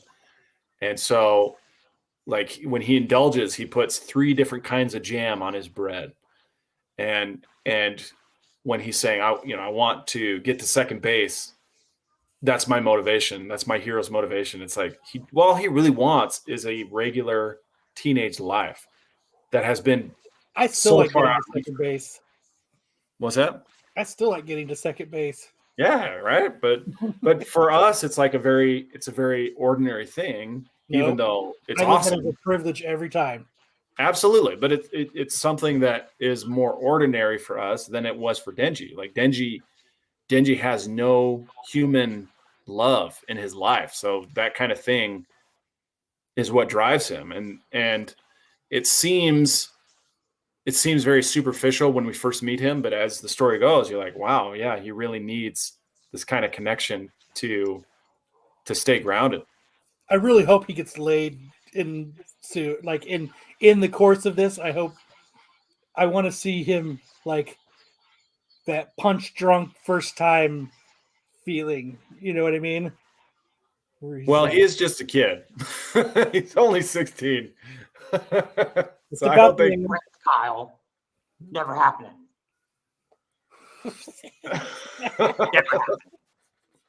it'll happen for him. I'm rooting for Genji. But yeah, I thought season 1 was very good. We saw a lot of strange behavior from Makima, where she uses a really strange power to squish a lot of people. Dude, her power is badass. awesome. Yeah. And But she's so, no power. she's not power. That's true. But there's still a lot of surprises left in this series. I expect it to go probably. They've covered about a third of the series of part 1 so far. So, maybe they wrap it up in another set of 12 episodes, but I doubt it. I think it'll probably go 3 before they wrap up part 1. And then the end of part 1 is absolutely just devastating. You guys buckle up, okay? I'll know in a couple days when I finally get all my mangas and I can sit down and read them. Yeah, it's pretty brutal. Fuck this reading backwards shit though. It's fucking stupid. Yeah, I feel the same way about American comics. I got that Deadpool manga and I'm like, this doesn't make any sense. All right, And I Sam. realized, you got to go backwards. Yep, that's it. See you later, Sam. That was the cardinal sin against comics. So, I mean, I really liked it though. dude, it was fucking great, man. It did take a second to fucking adapt to the manga reading style. But Yeah, no, I get that. It doesn't really fucking matter. That's how you go through Playboys, right? It was one of those series where I wanted to watch anime versus reading the manga and experience it that way first, and then I went back and kind of read the first few chapters, and it's pretty accurate to the manga in a lot of ways. Now I just have to decide if I want to be like you and read forward, or if I want to wait for the anime to come back and just be surprised. I'm reading forward. I'm putting in the investment, and then I could just get them one at a time as they come out and just stay on it and love it. So there is your anime review. Thank you, Sam. Woohoo! And we'll just run through first appearances this week because we only had a couple. Batman 131 saw the first appearance of Red Mask, the first appearance of Jewel, an ally of Batman. Will they turn into anything? Who knows? But right now, it's just about telling you what first appearances dropped this week. Scarlet Witch #1, everyone knows, because it was the big talk. The first appearance of Darcy Lewis in the mainstream Marvel Comics universe, previously appearing in the film and in the shows and films. No, she does not look like that. But this Scarlet Witch series is getting a lot of praise right now for its art and the writing. And who's writing it? Orlando was Sarah Pacelli drawing it. So Orlando Bloom. No, but Legolas. I like Pacelli's art, so it's good stuff. Next, Captain 8 or Captain 8. Next, Captain America in the Sentinel of Liberty #8. First appearance of MODOK. New MODOK, a mental organism designed only for control. I think they're trying to shift MODOK to be a little bit more of like what we saw in the Ant-Man Quantumania trailer, as that is kind of the design they went with for this new MODOK. Makes sense, right? Mm-hmm. It only makes sense. Yeah. And then in Spider-Man #4 by Dan Slott and Mark Bagley, we get the first appearance of Spider-Man Peter Palmer, an alternate reality version of Spider-Man based on the editorial naming error of an early Amazing Spider-Man comic. So it's literally like the 60s Spider-Man, and his name is Peter Palmer. So right off the bat, this is a Secret Wars 2 #1 homage. Yep. And Dan Slott's San writing it, Diego so I'm there, not even going to bother with it. And then Star Wars 30, we have the first appearance of Nihil droids and the first appearance of unnamed characters. What? What? Yep, unnamed Get out of characters. here. Unnamed characters. You heard? That's a There's total like pickup 50 line. million I hope, unnamed characters. I hope it says that on the CGC. Pick it up. Make sure that's a banger. I'm sure the First boys. appearance of unnamed characters. I'm sure the boys will tear it apart tomorrow night on the Star Wars show. So, I'm First surprised appearance Marco's of not Guy and Bar. yep, first appearance of unnamed characters. Dude, that's awesome. So, like, what? It's Yeah, that's so stupid. There you go. so. Where do you find all the? Where do you? I wanted to ask that too. Where do you get that? You know, there's certain apps out there that you can look to see what was coming out this week that has first appearances in it. I like that you took the time to put unknown. Unknown characters. Unknown characters, baby. Those are called extras. There's a lot of comics that introduce unnamed characters. Yep. Unknown That's so characters. awesome. That's so awesome. That's the greatest, dude. That is by far the best one. I will say if they do start putting that on CGC labels, they're done. First I wouldn't appearance trust of a CGC. unnamed characters. Like what is it? Like people that are fighting? Is it people that are just walking by? Is it just a dude that's manning controls in the background? Is it like a cafeteria worker? Like It's like this kid who steals this like space candy bar from Luke Skywalker, or toothpicks or something. Oh, so they're expecting him to be something else. Yeah. And he like starts eating him and he just takes off and bails. From Luke Skywalker. So yeah. They're banking on him being a future to be a first appearance for. Right. That's what they're doing. All right. First appearance. Of So unnamed it's like you're gonna characters. probably find who his Yeah. true identity is in future issues. Right. But So I it don't- would be first appearance of so and so as an unnamed character.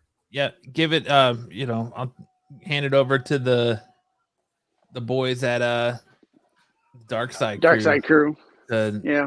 dissect who these unnamed characters are. I But could not wait to. I have to watch tomorrow's episode next. I wanted them to.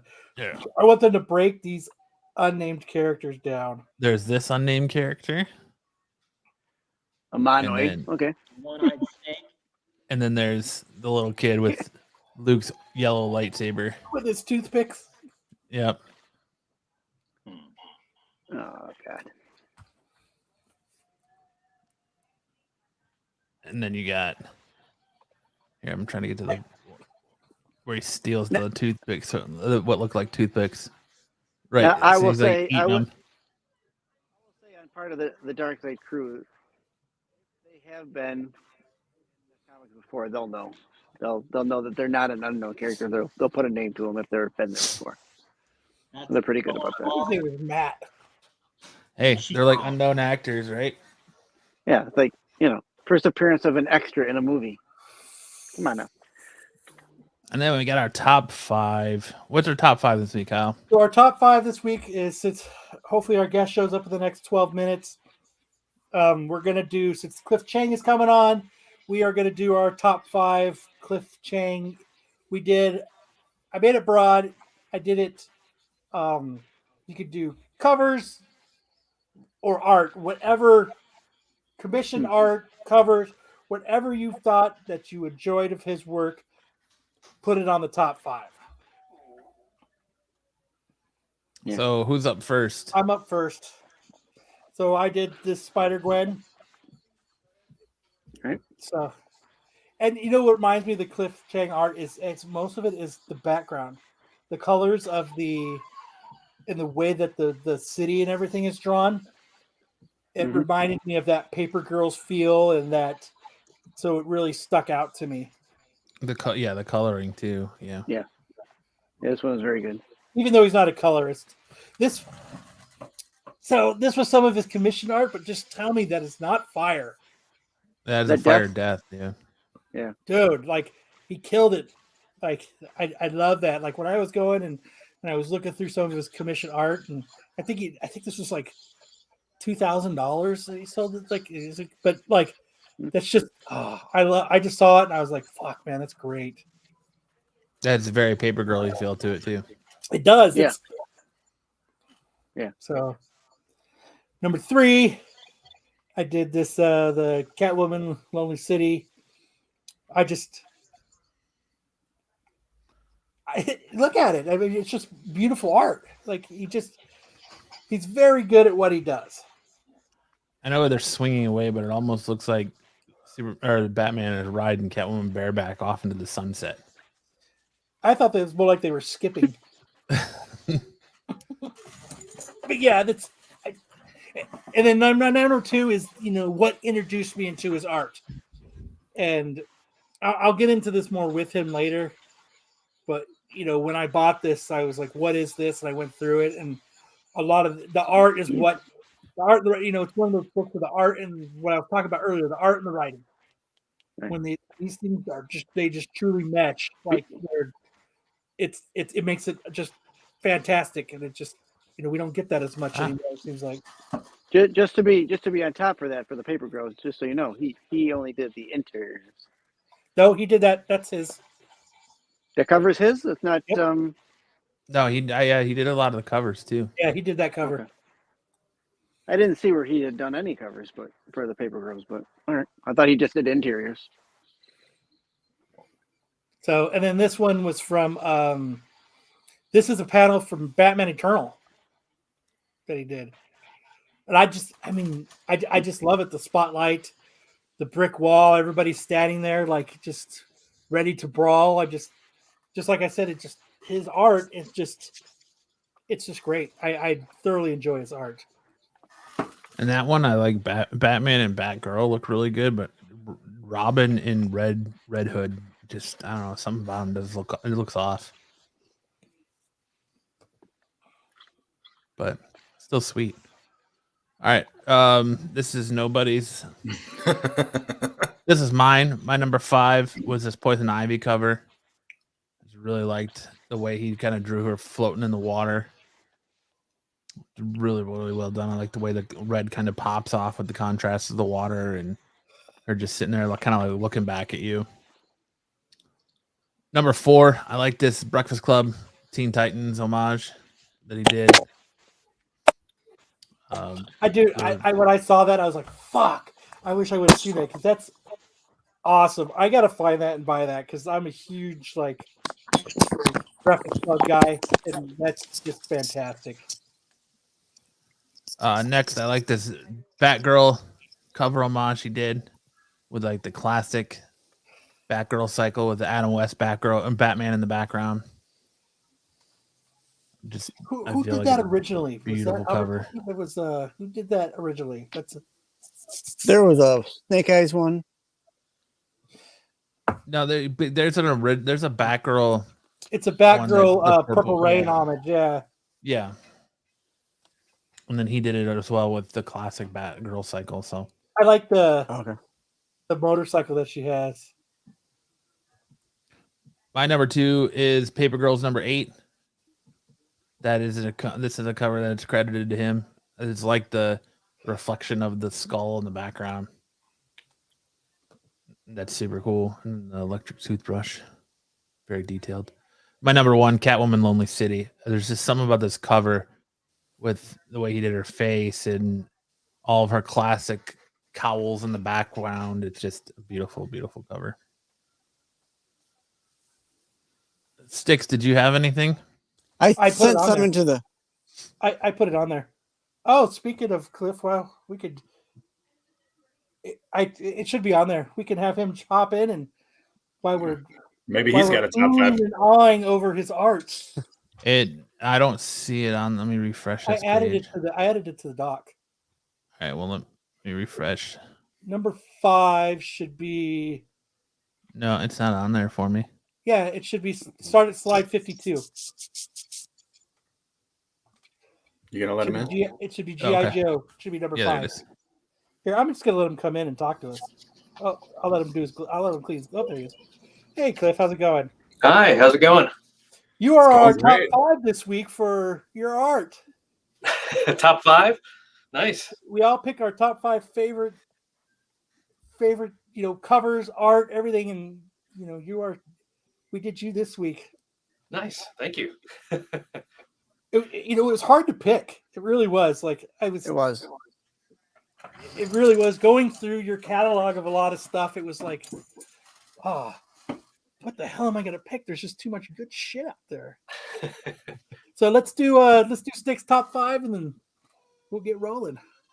All right. Hold on, let's see, reshare here.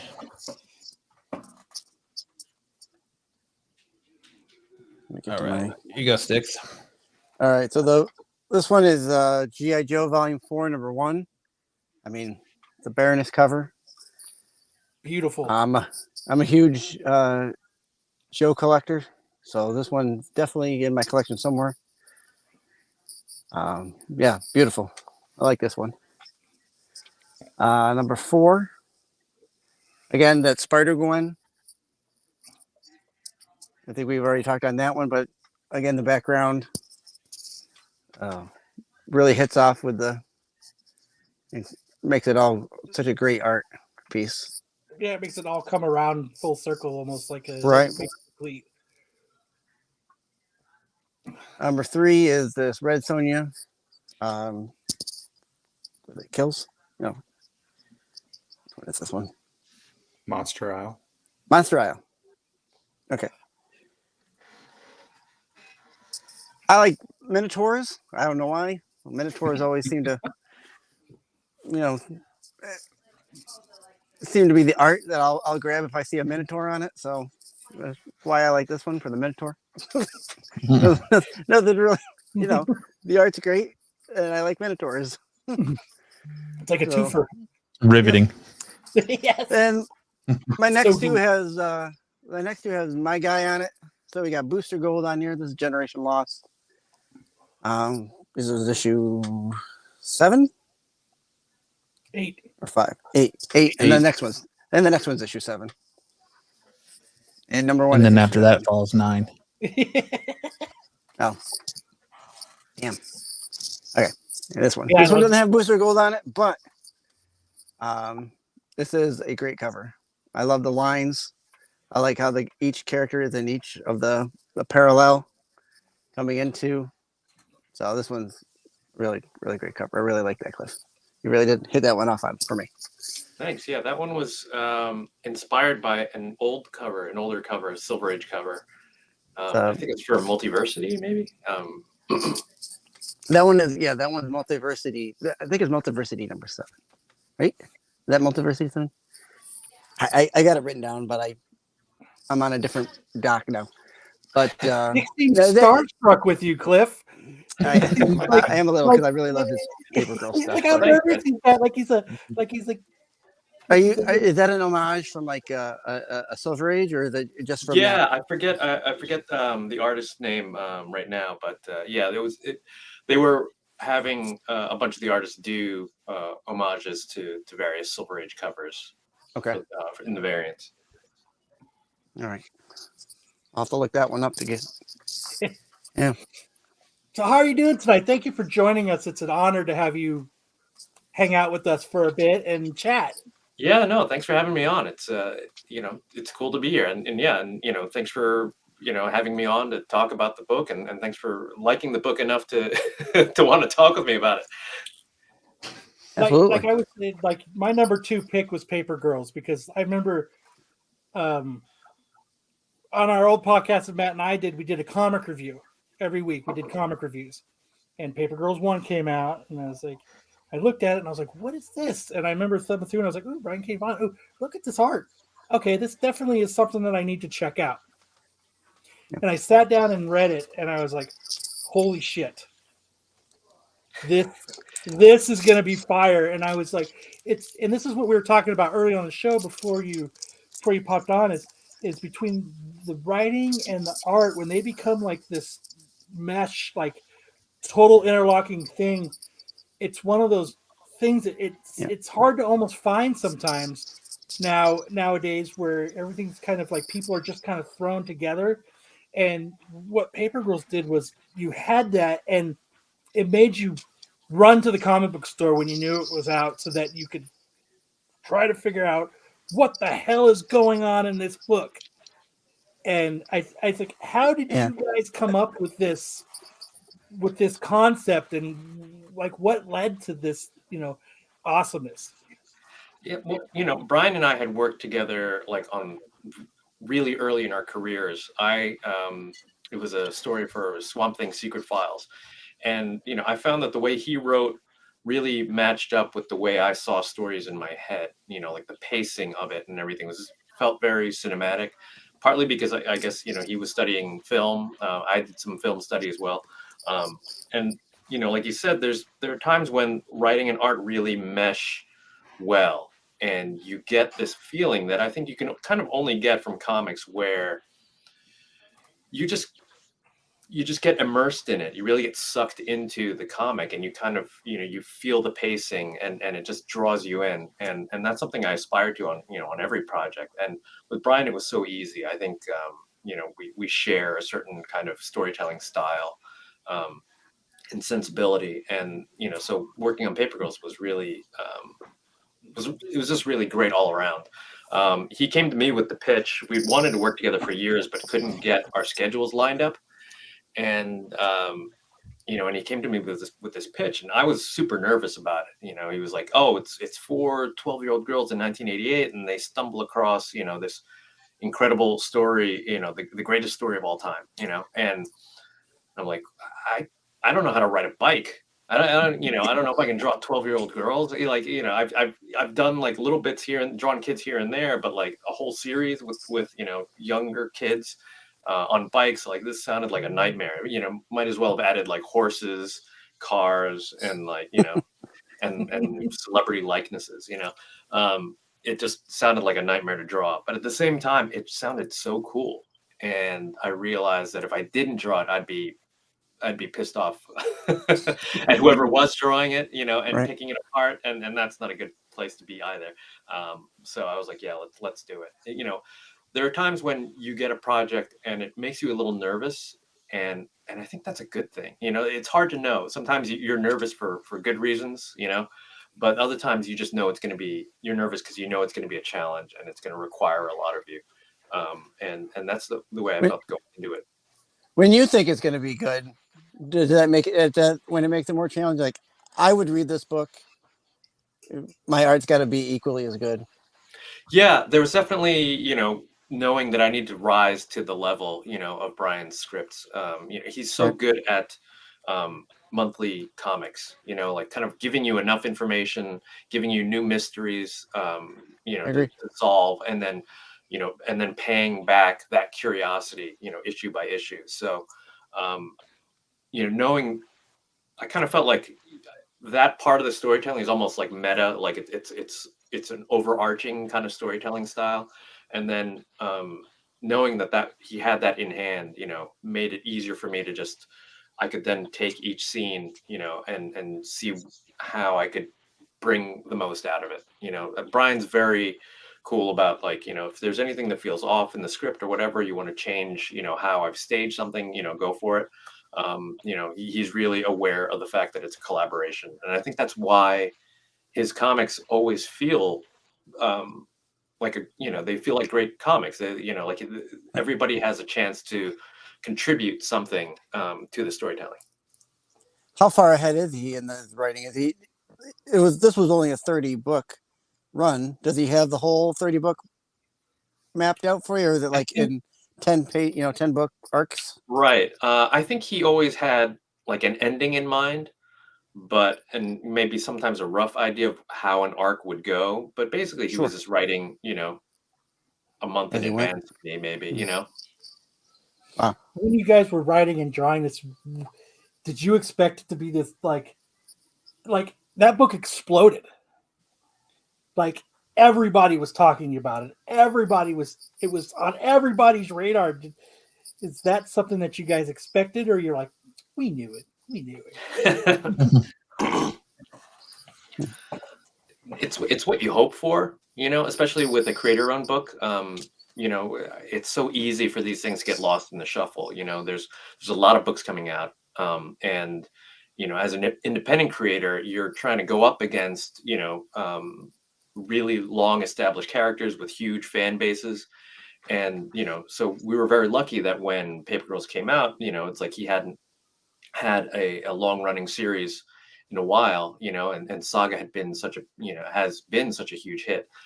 People were definitely eager to check it out, and that gave us, it was kind of front loading the whole thing, and so we were very lucky, and it was just, to me, I'm just grateful that when people get to read my work, that's like the main reason for doing it. It's like I wouldn't draw this stuff if nobody could see it, and if it were just hidden in a drawer somewhere.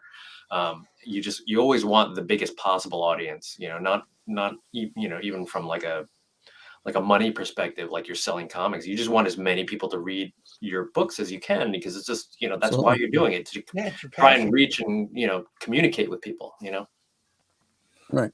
Like I remember, like Matt and I, we reviewed every issue. I think we reviewed we reviewed the whole run, didn't we, Matt? Yeah. Mm-hmm. And I remember you guys went on hiatus for a little bit before you guys ended it, and I was like, oh. But it was, I mean, like, like when you were like traveling, telling them to have to travel through time, and you were just, and there was so much going on. Like, it had to have been hard to take all of that as you guys are coming up with this concept and cramming it into all these pages, because there's a lot going on all over the place. It's, especially when they're kind of, split up a little bit, and there's things. It just, like, how were you like, how am I going to make this work with everything, Yeah, that was all Brian. I think he had an idea of how it would tie together. And you're just kind of playing, you're kind of improvising to some degree, to get to that ending. I'm really happy with the way it turned out. Especially that final issue is exactly what I was hoping for. Like in the issue before that, we kind of wrap up the larger story of the Time War, and then we get this last double size issue to really just sit with the characters again, and kind of get to say goodbye to them, and that was awesome. I really love that last issue. I mean, it was fantastic. Like it, and we were talking about this earlier before he came on too, is writers and stuff sticking the landing, and you guys did it. You guys stuck the landing. It closed up very nicely. And it seems like today it's hard to do. I don't know if it's time constraints or it's pressure or whatever is going on behind the scenes, but like you guys managed to do it. And so like it was like the full package. We got everything. And I commend both you guys for doing that. That's awesome. Thanks. Yeah, no, it is hard. It is hard to end a series. I think, you have a lot of things going on at once. You need to wrap up the plot. You need to give closure with the characters, and those things might not fit into one issue or two issues or three issues even, so when you get to that, those last few issues, how is it wrapping up? Are you giving enough time to things? It's a really tricky balance. So I was really happy that I enjoyed the ending of it, and I felt like it gave you certainly what you need, emotionally from the characters, and Were- especially to Were you? just sell the that the last few pages, that ending. You're kind of building it all towards that. Like, are they going to remember any of their friendship, and how will they stay together? That's like the big question, I think, around the whole series, is like, it's about friendship and how tightly you hold on to those relationships. Were you back pretty good? I mean, it doesn't seem like you were rushed to finish the book, but were you back pretty good? Yeah, we were, time wise, it was fine. We had the same schedule. We actually, it was always 5 issues on and then 3 months off, with the trade coming out in that middle month. So it was always like kind of like an 8-month cycle, between arcs. That's cool. Oh yeah, yeah.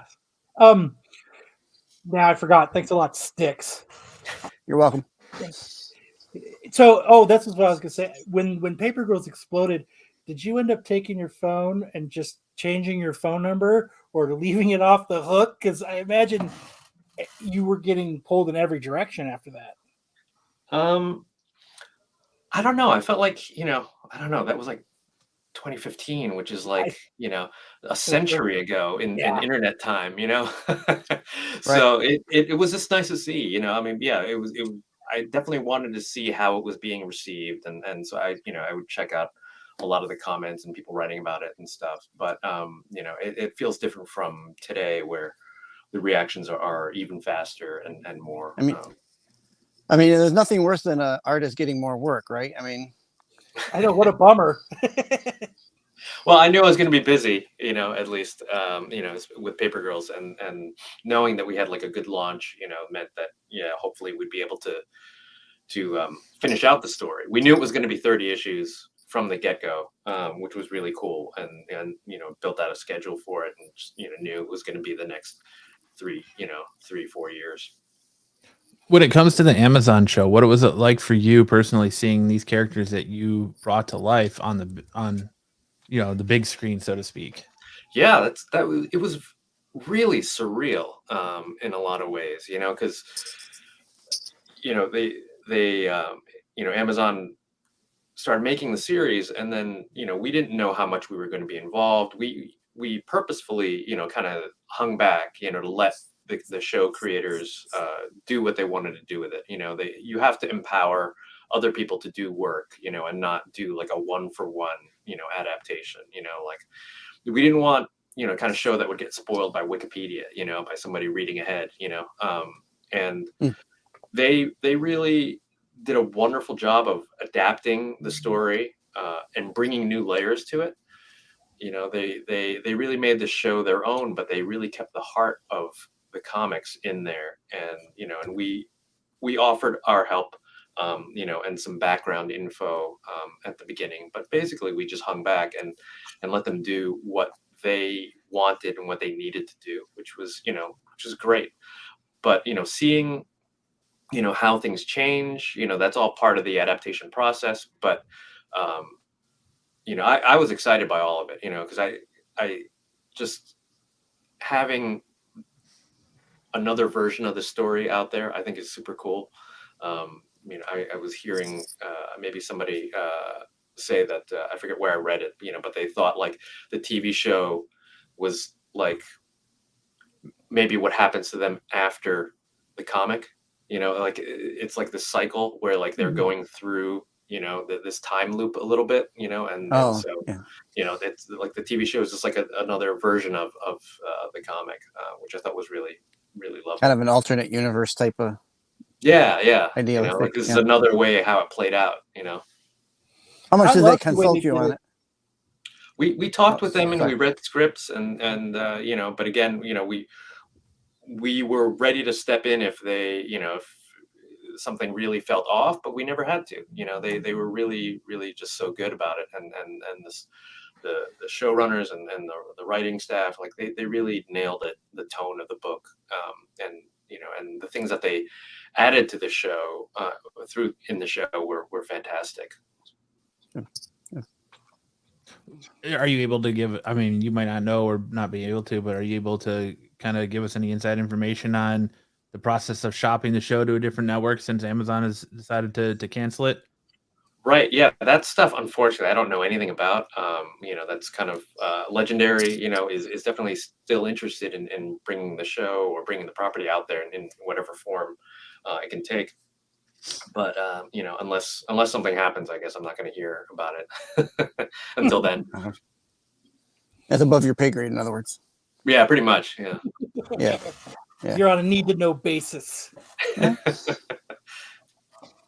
So as you were honing and drawing, like I'm gonna step away from Paper Girls a little bit, and what are some of your favorite things to actually draw? Like what you have, you know, like I've looked at a lot of your commissions and a lot of your art, and where do you find yourself? Like I just love drawing this, and I love, you know, like what is your favorites? Like, you know, like your death, that death commission you did, like it was on my top 5.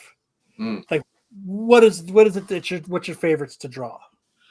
I mean, a lot of it will be just, you know, either books that I really loved, you know, any characters from stuff that I really enjoy, you know, is always fun to draw. But, you know, I mean, when it comes to comics and stuff like that, for me, it's really the story that gets me excited. At this point, I feel like I've had a chance to draw like most of like the big heroes in some capacity. So I don't have that feeling now of like, oh, I wish I could draw Batman, you know, because I've drawn Batman, you know, a couple times, you know, or Superman or something like that, you know, and you know, so I don't kind of get that that feeling about like, oh, I wish I could draw that character, because it's more about the story. One of the most fun projects I've worked on also is Dr. 13 with Brian Azzarello. And the whole concept there was that it's a whole bunch of D-list DC characters who are being written out of continuity, and they're trying to stop it. And you know, and these were characters I didn't know anything about and had no desire to draw prior to the project. But you know, I came to love them and love drawing them. So that working on that kind of proved to me is like, yeah, as long as it's a good story, it'll get me fired up and I'll enjoy it. So, like when you were approached to Catwoman, Lonely City. So, how did that come about? That came about probably around like the last year of Paper Girls. That was starting to wrap up, and they had announced DC Black Label, which I thought was just the coolest idea. I used to work on staff at Vertigo as an assistant editor, and one of the things we always we're told is you have to keep the things separate. Like DC is one thing, and Vertigo, mature readers stuff is another thing. You cannot have mature readers superhero stuff, for licensing issues and merchandising and whatever. It made a lot of sense at the time. This is before, superheroes took over cinema, and now, with things like Deadpool and Peacemaker, and, it's the audience at large is very comfortable with the idea of superheroes, and now they want other stuff, and so DC, when DC Black Label was announced, it seemed like the perfect mix. Things that I always wanted to do was, kind of try and approach some of these DC characters with, a more adult take. So, they reached out to me and they said, what do you have? Do you have anything? I was like, I don't have anything. It's like, well, we'd love to see, like your version of New Frontier, Darwin Cook's New Frontier. And I was like, wow, that's cool. That's a great idea. Let me think about it. It took me like 6 months of like trying to figure out like what kind of story I would want to tell, and realizing that I didn't have like a big epic story like New Frontier, and that I should focus more on one character. And Catwoman to me seemed like really underused.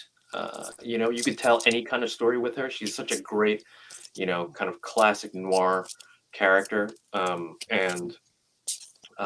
So I realized I could tell a Catwoman heist story, which is like kind of a format that people are familiar with. But then if I could add enough twists to it, make it adult enough, then I would really have something that would appeal to longtime readers of comics, as well as, someone who's never picked up a comic before. One of the things about Black Label is trying to make these evergreen books that you could sell, could give to anybody, like Dark Knight Returns or, Batman Year One, that kind of thing. I really wanted a story that didn't require you to know lots and lots of continuity. You just needed to know who these characters were, and that the continuity would kind of get filled in, as needed, in the story, and would kind of just work as backstory if you knew it, but not, it wouldn't keep anybody from understanding what was going on. Once, thinking about a Catwoman heist story, that's been done as well. But when I figured out the twist of her being older, that's when the whole thing kind of came into focus for me. There was something there to talk about. There's something there to talk about in terms of sexism and ageism and how that relates to Catwoman being an older woman. And that is like the main reason for the story existing. Otherwise, it's just another romp, that you would forget about, and this really focused it and made it about something.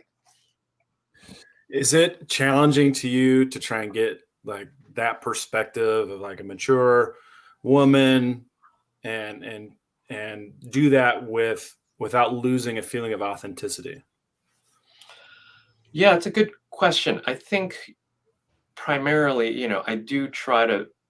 There's a lot of myself in the story, on a bunch of different levels, and as I get older, these are a lot of the things that I worry about, as well, and trying to put my insecurities and fears in there was a big part of kind of fleshing her out, and then but it's not, you don't have to look very far to see to find Sure. sexism and ageism, and Yeah. unfortunately, so there's lots of real world examples of it, and you just gotta kind of keep your eyes and your ears attuned to it, and hearing stories, and watching, like, say, my wife, in her career, and what she's worked on, and the things that have happened to her, and they're just, over the years, those things accumulate, and I tried to present that stuff as honestly as possible, and not necessarily,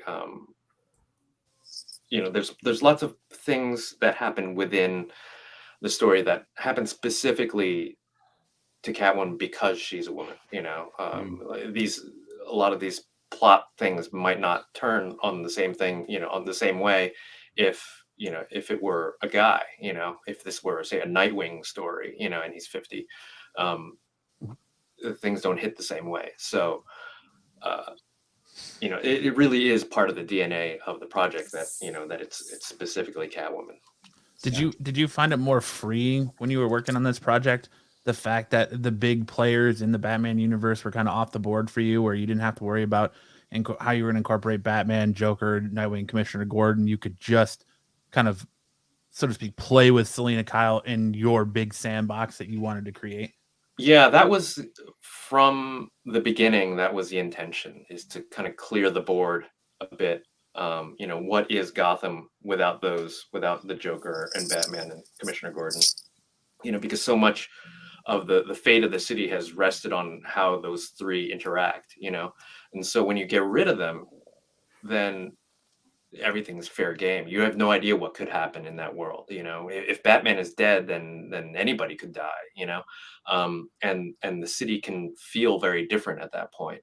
I wanted to also explore the idea of Gotham as a city, as a real city, and what the repercussions of um, of having supervillains and then not having any of that, and having this over policing, to just give more, I don't know, give more for more everyday life stuff, more real political stuff for readers to hold on to, to recognize, and so it would make Gotham feel like a real city, and not just like a kind of crazy Tim Burton, kind of environment. Like a lot of times it feels like Gotham is more of a visual backdrop than it is an actual city.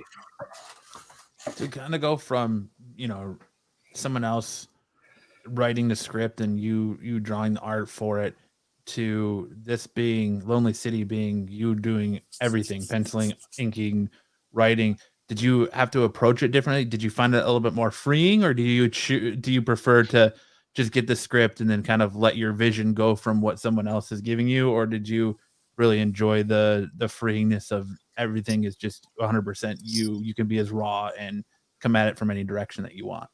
Yeah, I mean, I enjoyed both approaches.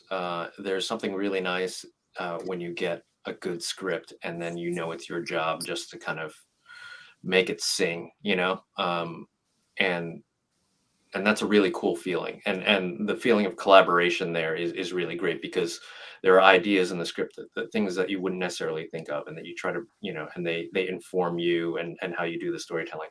But it's also cool, and one of the things I've always loved about comics is that it is possible to do all of it. Like if this were like a movie, yeah, I wouldn't be able to do all of it,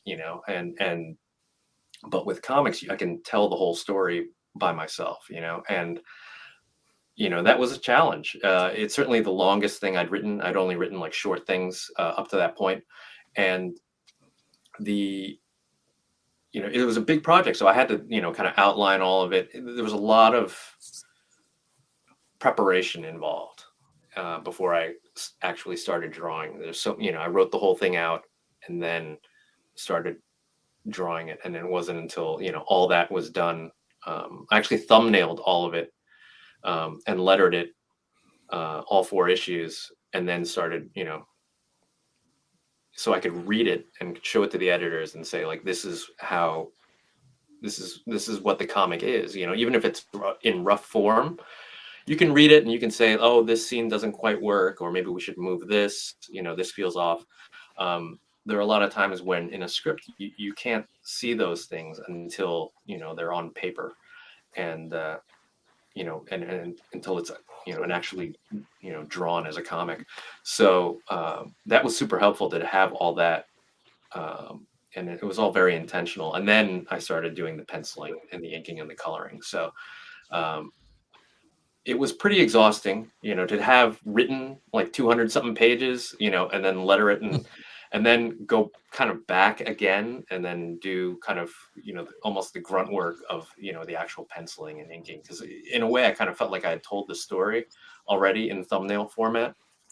So it required a lot more discipline, I think, than I had to show before. Just a long project always feels very different from like a monthly comic, where a monthly comic feels like more punk rock, like you're just getting it out there, and you're fighting against the deadline, you're jamming together on these pages and trying to get it out the door, and there's something really exciting and energetic about it.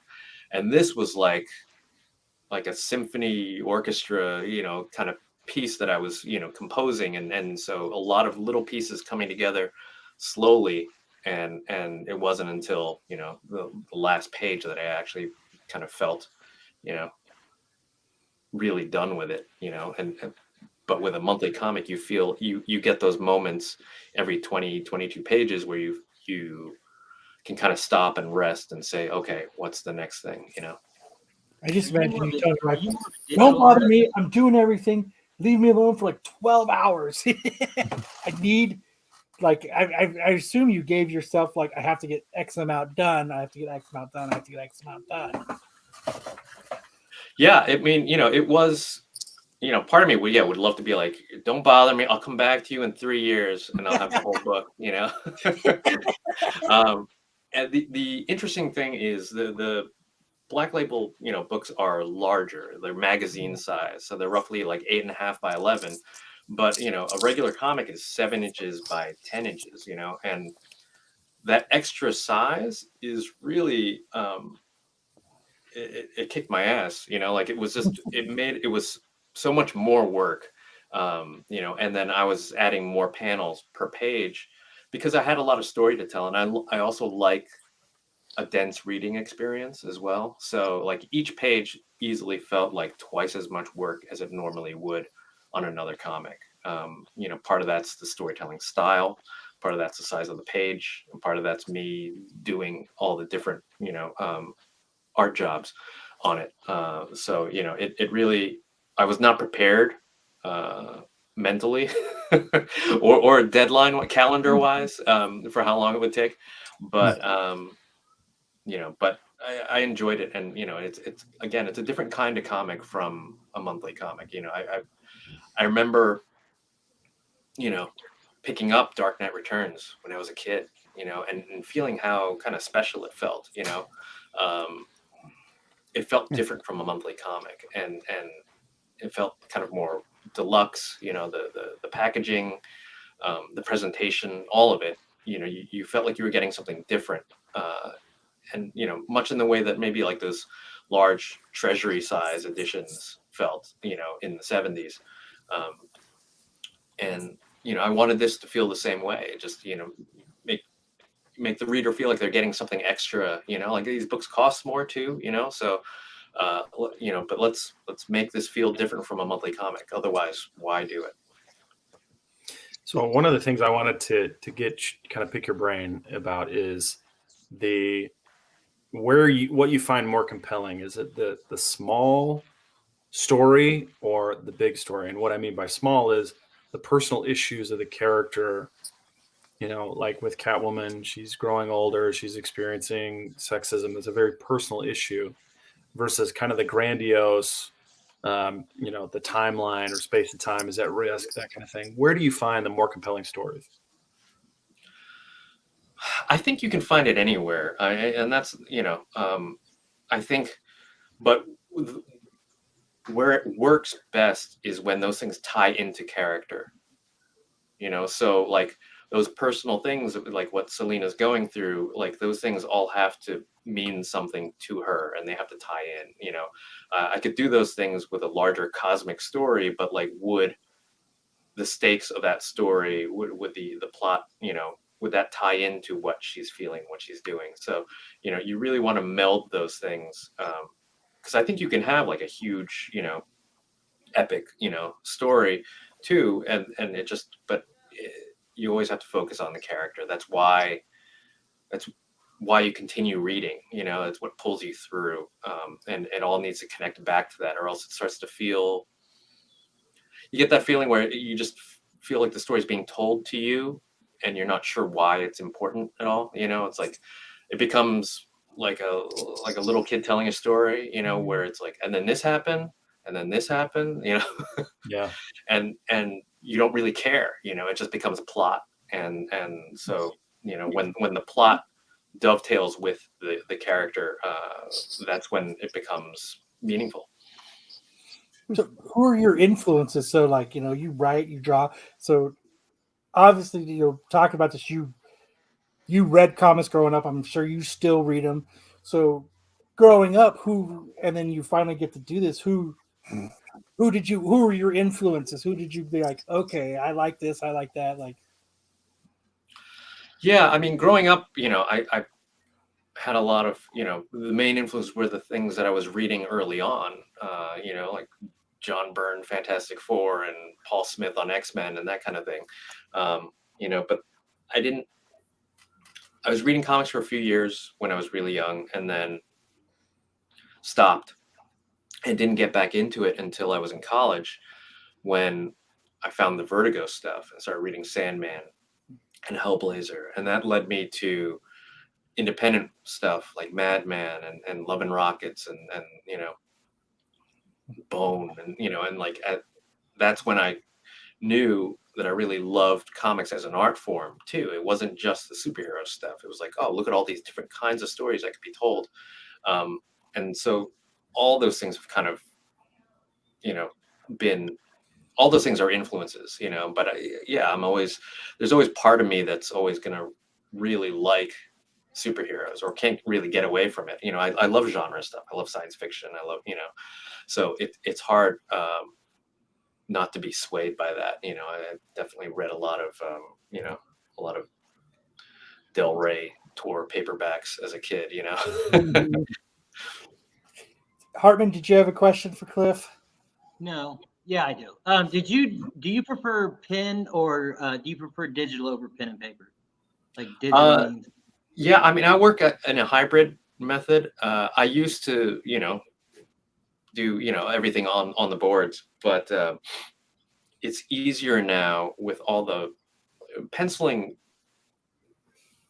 My pages can get really messy, especially, and fixing things is really so much easier when you work digitally. If I pencil like a great looking head and it happens to be like 20% too small for the body, like I can just go in Photoshop and blow it up. Vector. Yeah, so it's a lot easier to do that stuff, but then I miss kind of the unpredictability of working on boards. So I do all my inks traditionally. I'll print everything out in blue on Bristol board and then ink that, and then that gets scanned back in the computer and colored and everything. So but for penciling is so much planning work, and it really helps to have to do things digitally, like set up your perspective grids, and you can drop in reference. You can do things much easier for the pencils, which really just have to be a blueprint for what your inks are going to be.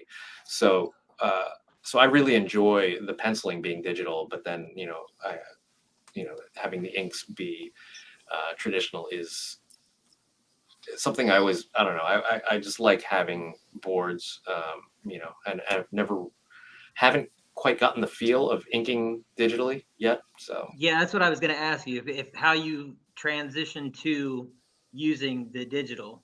Does that mean? Yeah, I mean, occasionally I'll do a cover fully digital, but was that was that Batgirl? I think it was Batgirl Prince Homage.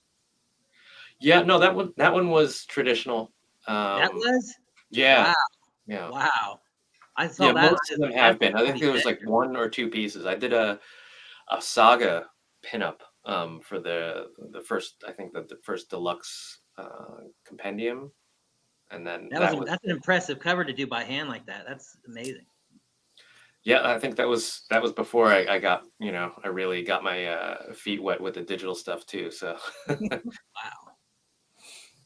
Like you did that Breakfast Club homage with Teen Titans. Like, I'm a huge Breakfast Club guy, so when I've seen that, I think that's incredible. What made you go, you know what? I need to homage the Breakfast Club. Yeah, my friend was a club promoter, and he was doing a cosplay night, and he had this idea for a flyer of showing superheroes dancing, and I was like, that's I see what you're going for, but that's not going to look right. It's going to look weird. So let me come up with something else, and then kind of just landed on this idea of taking famous album covers and then mashing them up with superheroes. I felt like that was kind of more true to the spirit of it, and and would just kind of be more interesting to look at and funnier. And and it started off with that, I think that Batgirl one, or maybe a Vampirella one. Maybe Vampirella was the first one, for Duran Duran Rio, and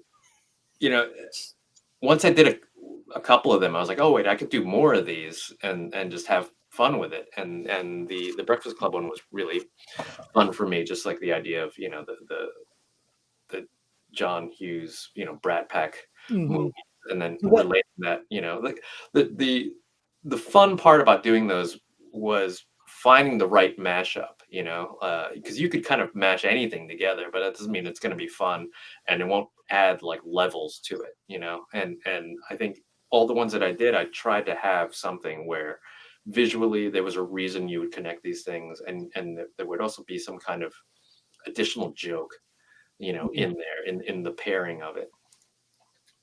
So that ended up being a flyer. The first ones were flyers, and then the rest, you know, I kind of just did for myself, and Mhm. and you know, was just liked posting them on the internet, and you know, and they were they were fun. Is there a way to, did you make prints of them for sale or anything? Yeah, I did. Well, I was going to shows, a lot more shows back then, and it was good to have, you know, something to offer, you know, for people who, you know, already had, you know, getting their books signed, and you know, didn't have a lot of books under my belt yet either. You know, now if I go to a show, I just have, you know, I have boxes of Paper Girls trades and things that I can sell. But you know, back then it was like, you know, here I am, hi.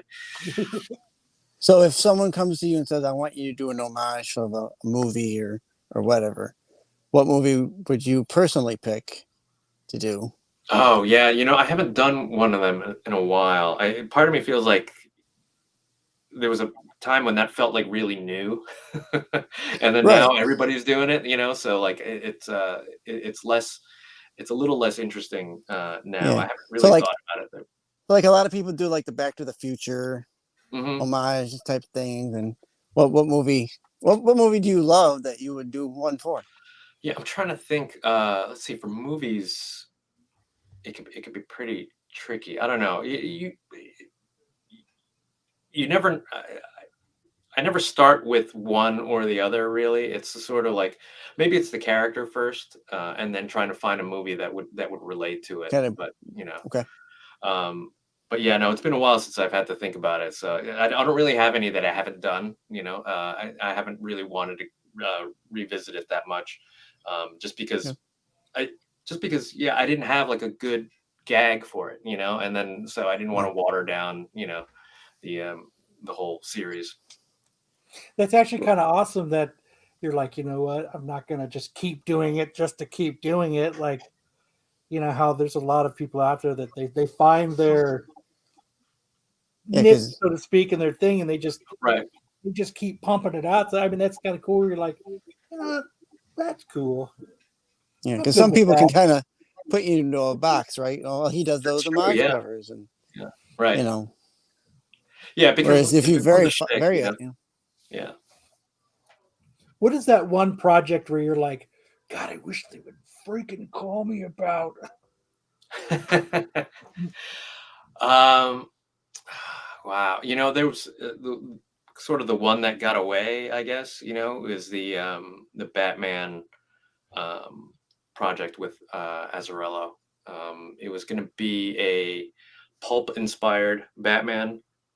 It was actually supposed to happen when DC was doing the Shadow, Mhm. and they had this whole oh, Doc Savage, the first wave books that were coming out, yeah, and you know we were going to do Batman, but like kind of 40s ish inspired, and you know, and it was going to be, you know, kind of he was going to be running around. He'd have guns, and it was sort of about him learning, like the journey of him not, you know, getting to a place where he decided not to use them, and how he was going to connect with, you know, a version of the Joker who, you know, they were just kind of, you know, positioned on opposite sides of like the same, you know, within Gotham, and a lot of great ideas. You know, there's even a first script, you know, but it all got put on pause around, you know, the New 52, and so, but that would be Yeah, a New lot of fun, 52. yeah, to come back to. That's Sam. Yeah. Oh, I What's thought up? it looked like you had a question. Sorry. Oh, sorry. I was yelling at my dog. I thought you were asking a question and you were muted. Nah, my dog. so, Trying to get my dog to chill out. so I guess on speaking on things that have gone away, what's coming up for you that you have started or are in talks to do, if you can say anything? Yeah, no, I mean after wrapping Catwoman, you know, I definitely the tank feels like kind of empty. I'm getting bored, which is good. And so I'm doing a lot of thinking about like, you know, stories and different directions to take things in. I definitely want to do more creator-owned stuff. It's really fun playing with the toys, especially DC's toys. But part of me feels like, yeah, it's I'd love to do more creator-owned work going forward, just to see where that goes. Right now, I'm mostly doing covers and illustrations. Some doing a thing for a book that's not announced. I'm working on covers for an IDW book that hasn't quite been announced yet, and then some variants here and there. So just kind of dipping my toes back into it. Right. Trying to find. I don't want to Yeah. do. I don't always just want to do the same thing over and over. So I want to see what I can. How I can approach things a little differently to keep them fresh for me and for the readers. How do you refill that well? Yeah, that's a really good question. I think a lot of it is reading and watching movies and just kind of taking a little bit slow, and finding out like what is interesting to me and what's inspiring. It's definitely easy to just kind of jump back into it. And just do what you've been doing, and there's a temptation there, because it's like when I don't work, I do get a bit antsy, and I feel that now, but and it'd be the easiest thing to, maybe work on more Catwoman stuff, say, but is that I don't know if that's the best for anybody, really. I think we need to all need to keep trying different things, new things, and challenging ourselves.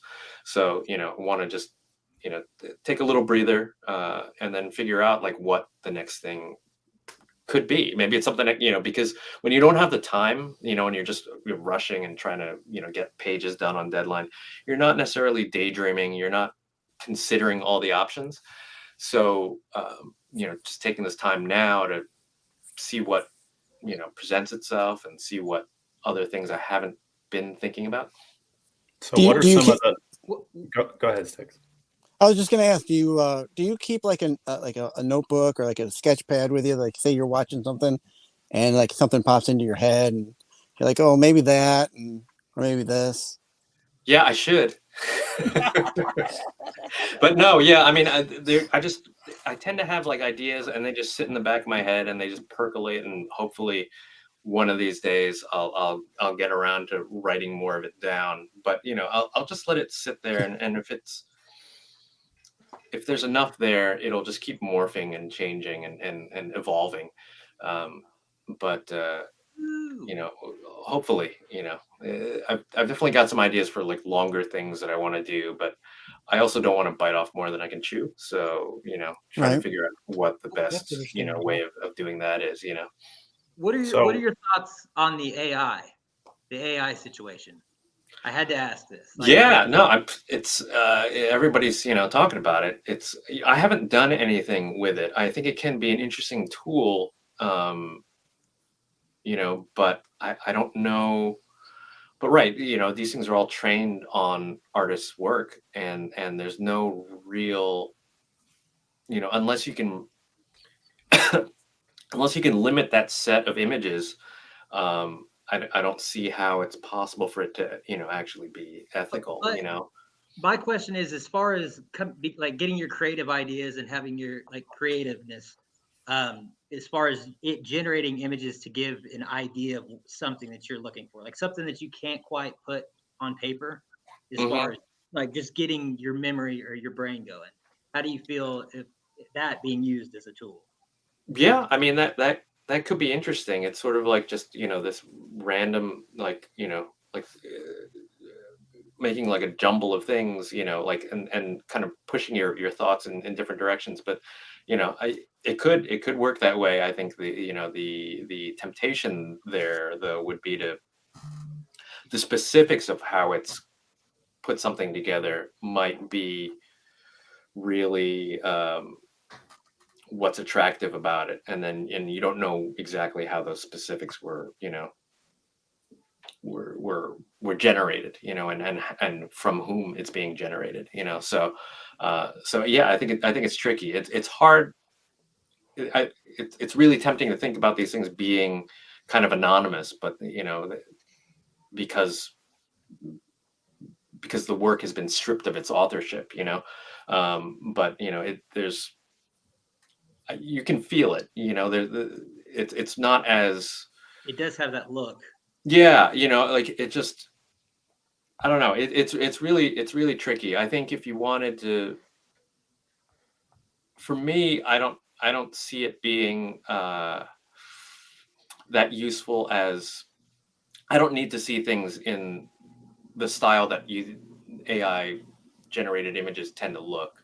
Like I don't need to see the kind of photo bashed concept art looking things. Like I can kind of see that in my head already. Whether or not I can execute it, like that is another thing. But like I don't need to see that to understand it. But then I think there are people who aren't visually trained or visually oriented who might need to see, oh well, this is what this is what what that thing would look like. I was thinking the other day, they had this new thing that they did for one of the AI things where it merges pictures. And I thought it'd be perfect for level design in a video game, like a 2D side scroller. It would be absolutely perfect for a tool being used like that. And the time restraint and all that stuff would be cut down. But I didn't know how you feel about as an artist. I mean, I don't know how it would be useful to me yet. And then and that's aside from just like the ethical concerns. But it's all in development. We'll see where it goes. So, do you have any cons coming up? Do you have anything coming up for anything to promote? Not really. Thanks for thanks for the offer. I'm just kind of lying low for now.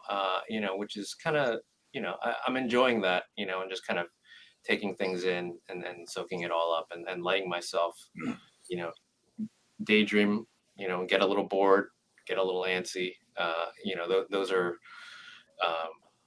feeling that need to work again, is and wanting to do it, as opposed to like just definitely by the end, I was pretty worn out and it just kind of required this, just clocking in and clocking out every day that got it was like Groundhog Day. It was like, just what page am I on?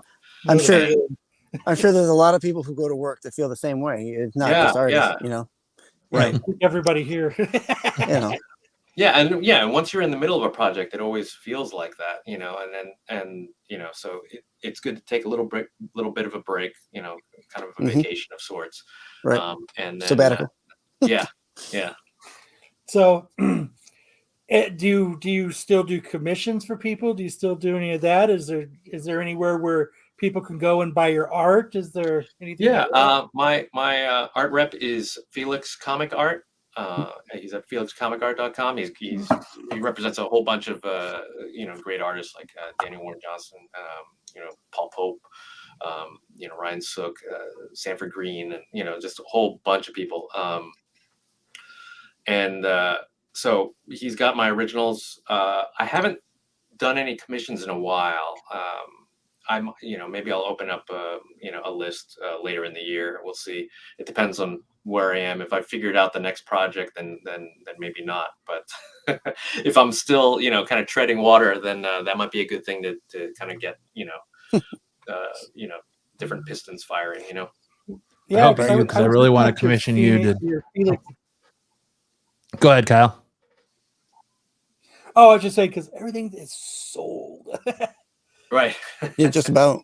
I was gonna say, I hope you do, because I really want to commission you to do a Peter Parker, Mary Jane, Sleepless in Seattle homage cover. I was trying to think of like a Fight Club homage, like who would be the two best to. But I mean, yeah. So if you're interested, I mean, go to Felix Comic Art.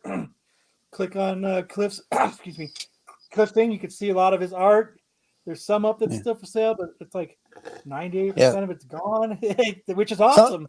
there was a love lot that of that people- soul stuff that was really great. 'Cause if I had the money, I would have bought it myself. But Oh, thanks. Yeah, I mean, Yeah, the there's a cool lot of thing stuff about in the there. site is, Felix has Saw like some really pops. great high-res scans of all that stuff that's Yeah. been sold. Even if you can't purchase it, you can get like a really nice look at at what the pages look like. right, So you're more than welcome to hang out, Cliff. We're doing our movie wars. We've got our cartoon wars. You're more than, but I know you're busy, and I'm sure it's Saturday night, and I'm sure you want to hang out with the wife. We completely understand, and we really appreciate you coming on the show. It was an honor. It was great Yes, talking to you. Absolutely. Yeah, thanks so much. No, Great it was having really, you on. really cool talking with you guys. I really appreciate, I appreciate all your questions. They they were really, really interesting, and a lot of ones that I haven't gotten before. So, so thank you. good. Hey, that makes it so it's not just the regular. Yeah. Okay, I know I'm going to say this, and I'm going to say that. So that's Yeah, awesome. I'm glad. Your I'm glad usual you got con questions that you always get. Yes, thank you. Right. yeah, I'm glad we Yeah. got to spice it up a little bit for you. Yeah. So, Yeah. yeah, like I said, you're more than welcome to stay. We understand if you got to go, no worries. So, if you got to go, have a great night and a great weekend. Thank you for coming on. Yeah, we thank you appreciate guys. it. Have a good one. Yeah, too, thank bye-bye. you, Cliff. You too. Thank you. Awesome. He was like, I'm not staying. I'm out. Yeah, Hey. I've given these guys enough of my time. Well, what I'll do is I'll share the screen real quick. I'll show off some of his art, and then we'll move on, which we should have done while he was on here. Add to stream. So I'll start up. Like, I mean, it's Kyle's just sharing, so the internet's gonna go to There's crap. that, So just you know. bear with us. He had some great portrait art Hold on. there that for characters. Is it on yet? Yeah, Yeah, you're good. Yeah. Like, that's where I got that death going, because I was like, oh, I'd love that. But I Right. mean, like, this stuff is just fantastic. And that's what I was saying. Like, a lot of it's sold. Oh yeah. And I'm not rich enough to buy the Batman Eternal. A lot of the Paper Girl stuff is gone. Oh sure. But I mean, Sticks. it's If just, you hadn't bought so many it's pops, you incredible. could have got some. I know, right? He did have a couple of those booster gold ones on there. I think one had sold, one didn't, and I would have gotten that. $2,000. I think it was, but and not with my pop budget, Sam. Yeah, So, I mean, if you're interested in any of his $100. You art, could it's up you here. could do $100. Oh, I could do $100 for easy. 2,000? No. There's some awesome shit up here, though. So if you're interested, what is it? FelixComicArt.com. Click on Cliff on his picture, and there you go. So awesome interview. Cool dude. I'm glad that we spiced it up a little bit for him. Yeah, it's always good to hear that Ready, your Matt? questions are different than what you're usually getting, right? Try to be a little bit outside the box, a little bit. I really It's always wanted to been talk to him more about Chainsaw Man, but oh well. Well, you shouldn't have been yelling at your dog. Sorry, Sam. I needed to get my question out, and I didn't know when to go in. So It's okay. You just gotta jump in there, Hartman. I didn't want to be rude. Yeah, you really do. You just got to, because if no one's talking, I'm just going to keep asking questions. Yeah, I know. I was like trying to find that window where like the door Yeah, wasn't okay. shut. Movie So, Wars. Movie Wars. Great Starting window. Starting a new year. Oh, we got an intro for this, don't we?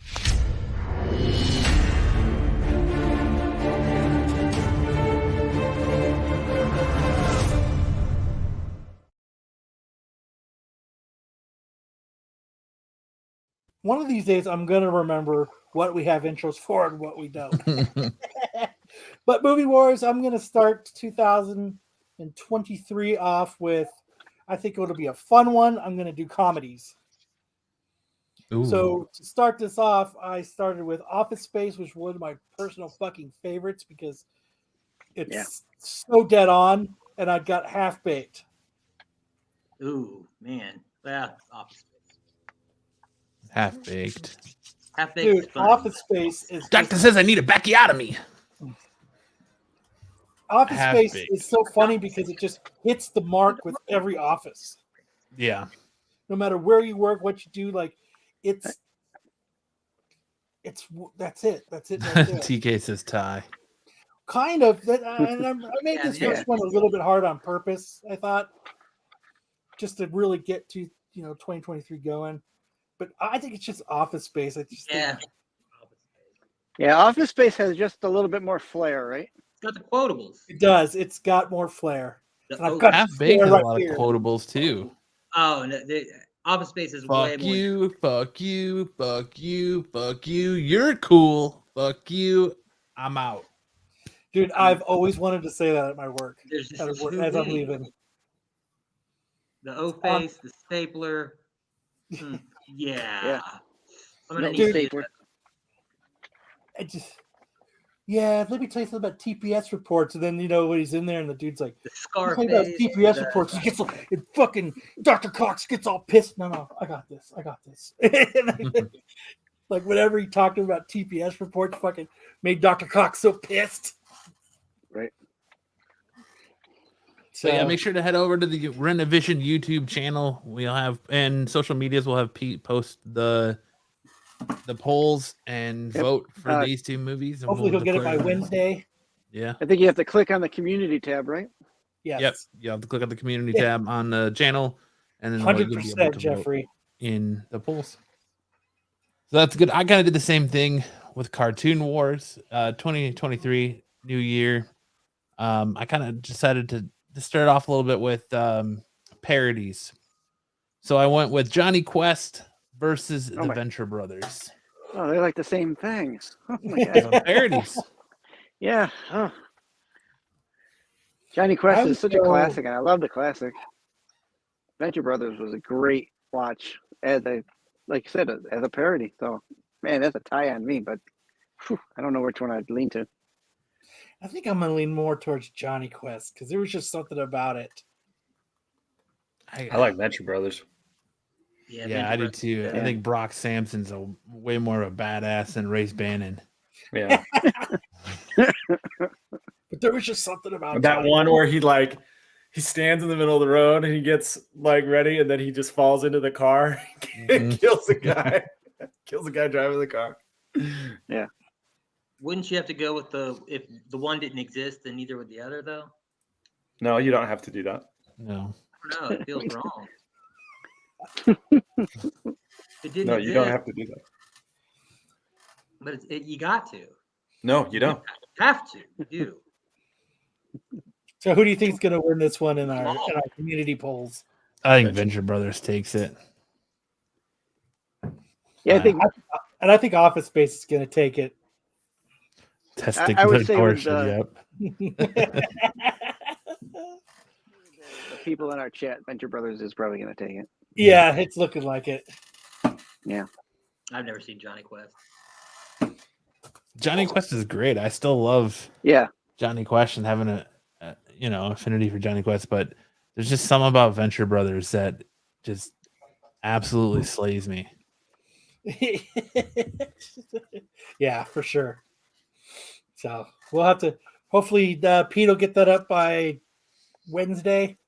I just like the episode where you find out that Hank and Dean are clones and the originals are dead, and you see how many times they've died, and jumping off the roof is Batman with an umbrella, and Their so beds good. are clone machines, right? Yep, so Yeah. good. But all right, that's it for Cartoon Wars and Movie Wars. Like I said, make sure to head over to the Renovision YouTube channel, hit that community tab, and make sure to cast your vote to declare the winners. And we'll have new options for you next week. Next, we got our hot chick of the week. This week I went with my new crush, Doc Misty Ray. She a doctor? I mean, she does a lot of shorts where she pretends to be a nurse and talks about sex shit. She has a master's in botany. It's I just love Is that true, or are you just saying that by the picture? I just made that up. Okay. Very convincing. Very convincing. You're dating.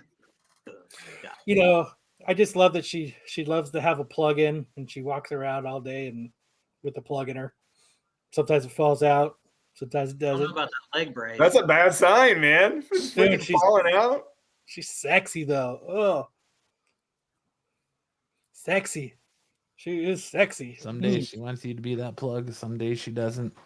Yep.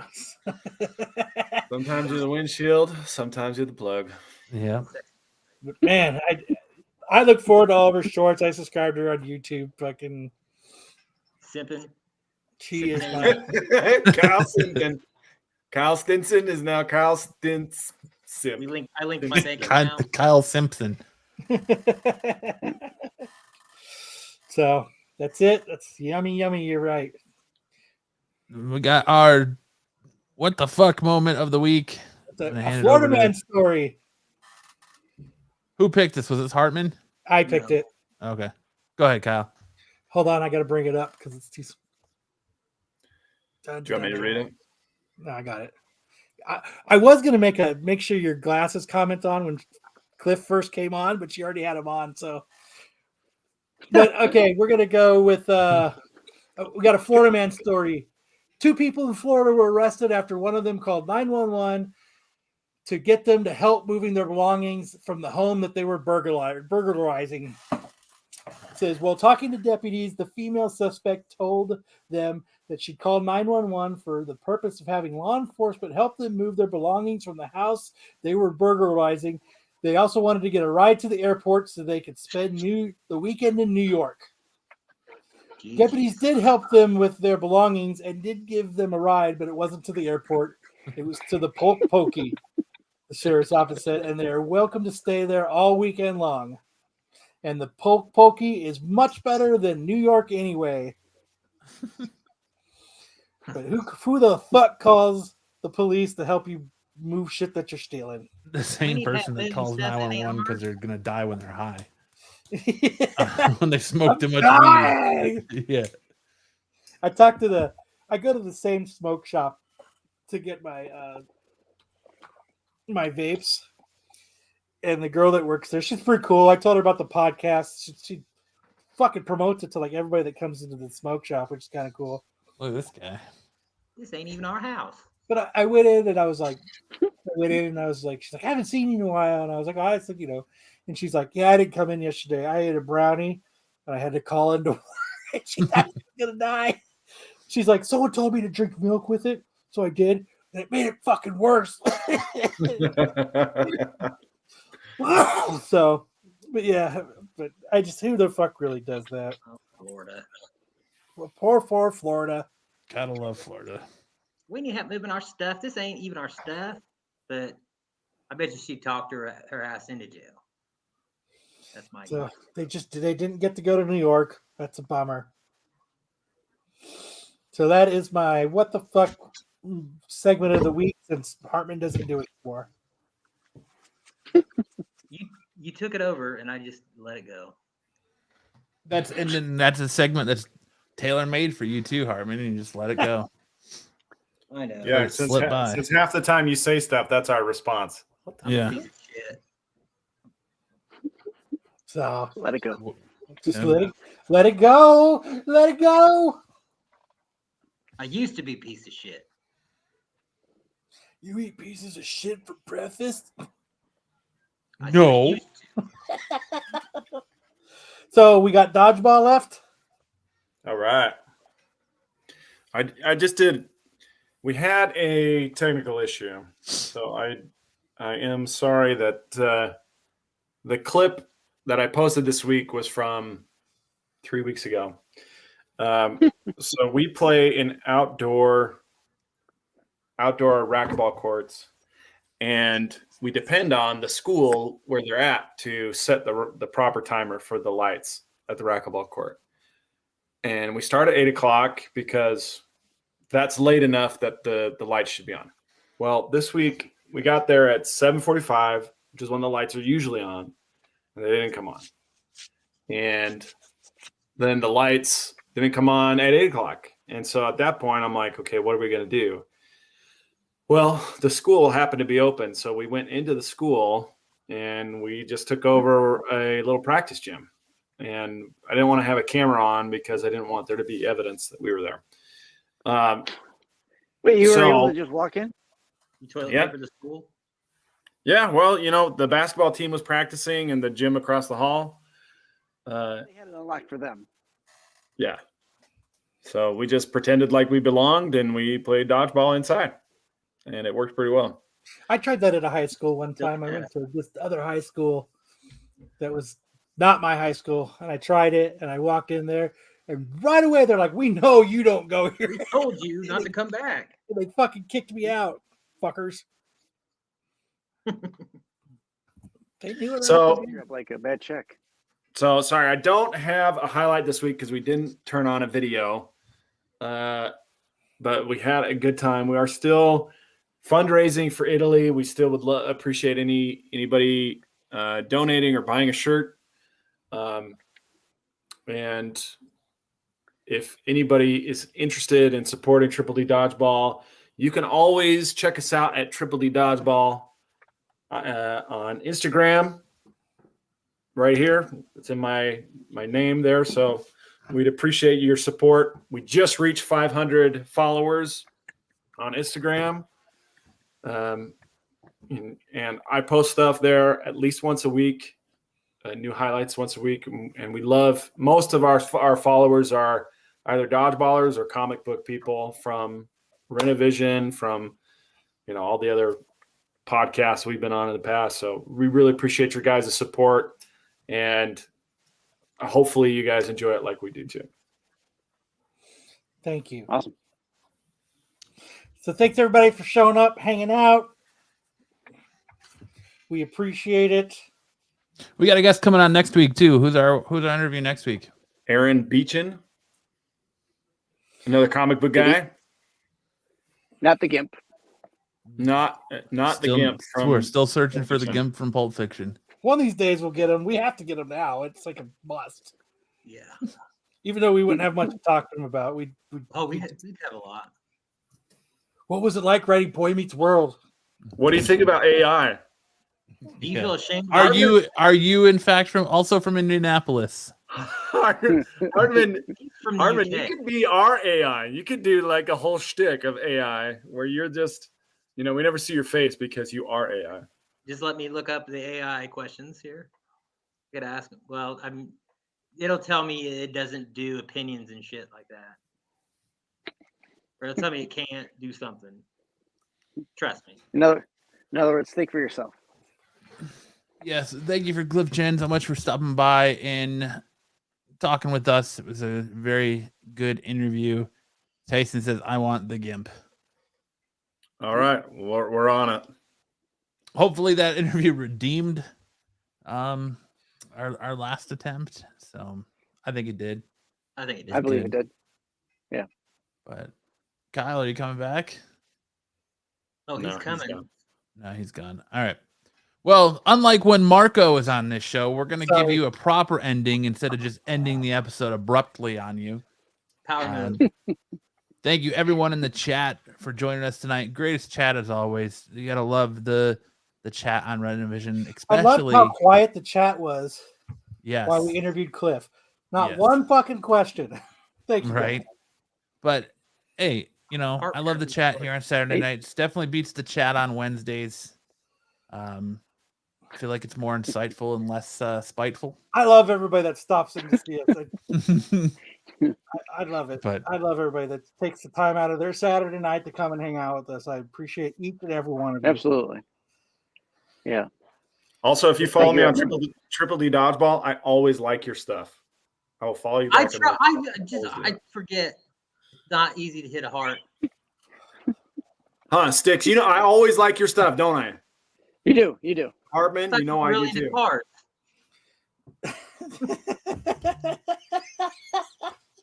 Trying to call you out, Herbert. all right. Well, on that note, thank you so much for sticking with us. Thank you so much for joining us this Thank you, week. Tyson. Another Friday in the books. We appreciate you. Yes, thank you, Tyson. And we'll see you guys right back here next week. Same Saturday. He SNS meant time. Saturday. Matt meant Saturday. What did I say? Friday. Oh, force a habit, man. Wrong fucking show, buddy. Yeah, I know. Force a habit. But thank you for joining us on this beautiful Saturday. And we'll see you guys right back here next Saturday night. Same SNS time, same SNS place. On Renovision. On Renovision. And Absolute. And Absolute Geek. Have a great Saturday. Good night. Thanks, Joe.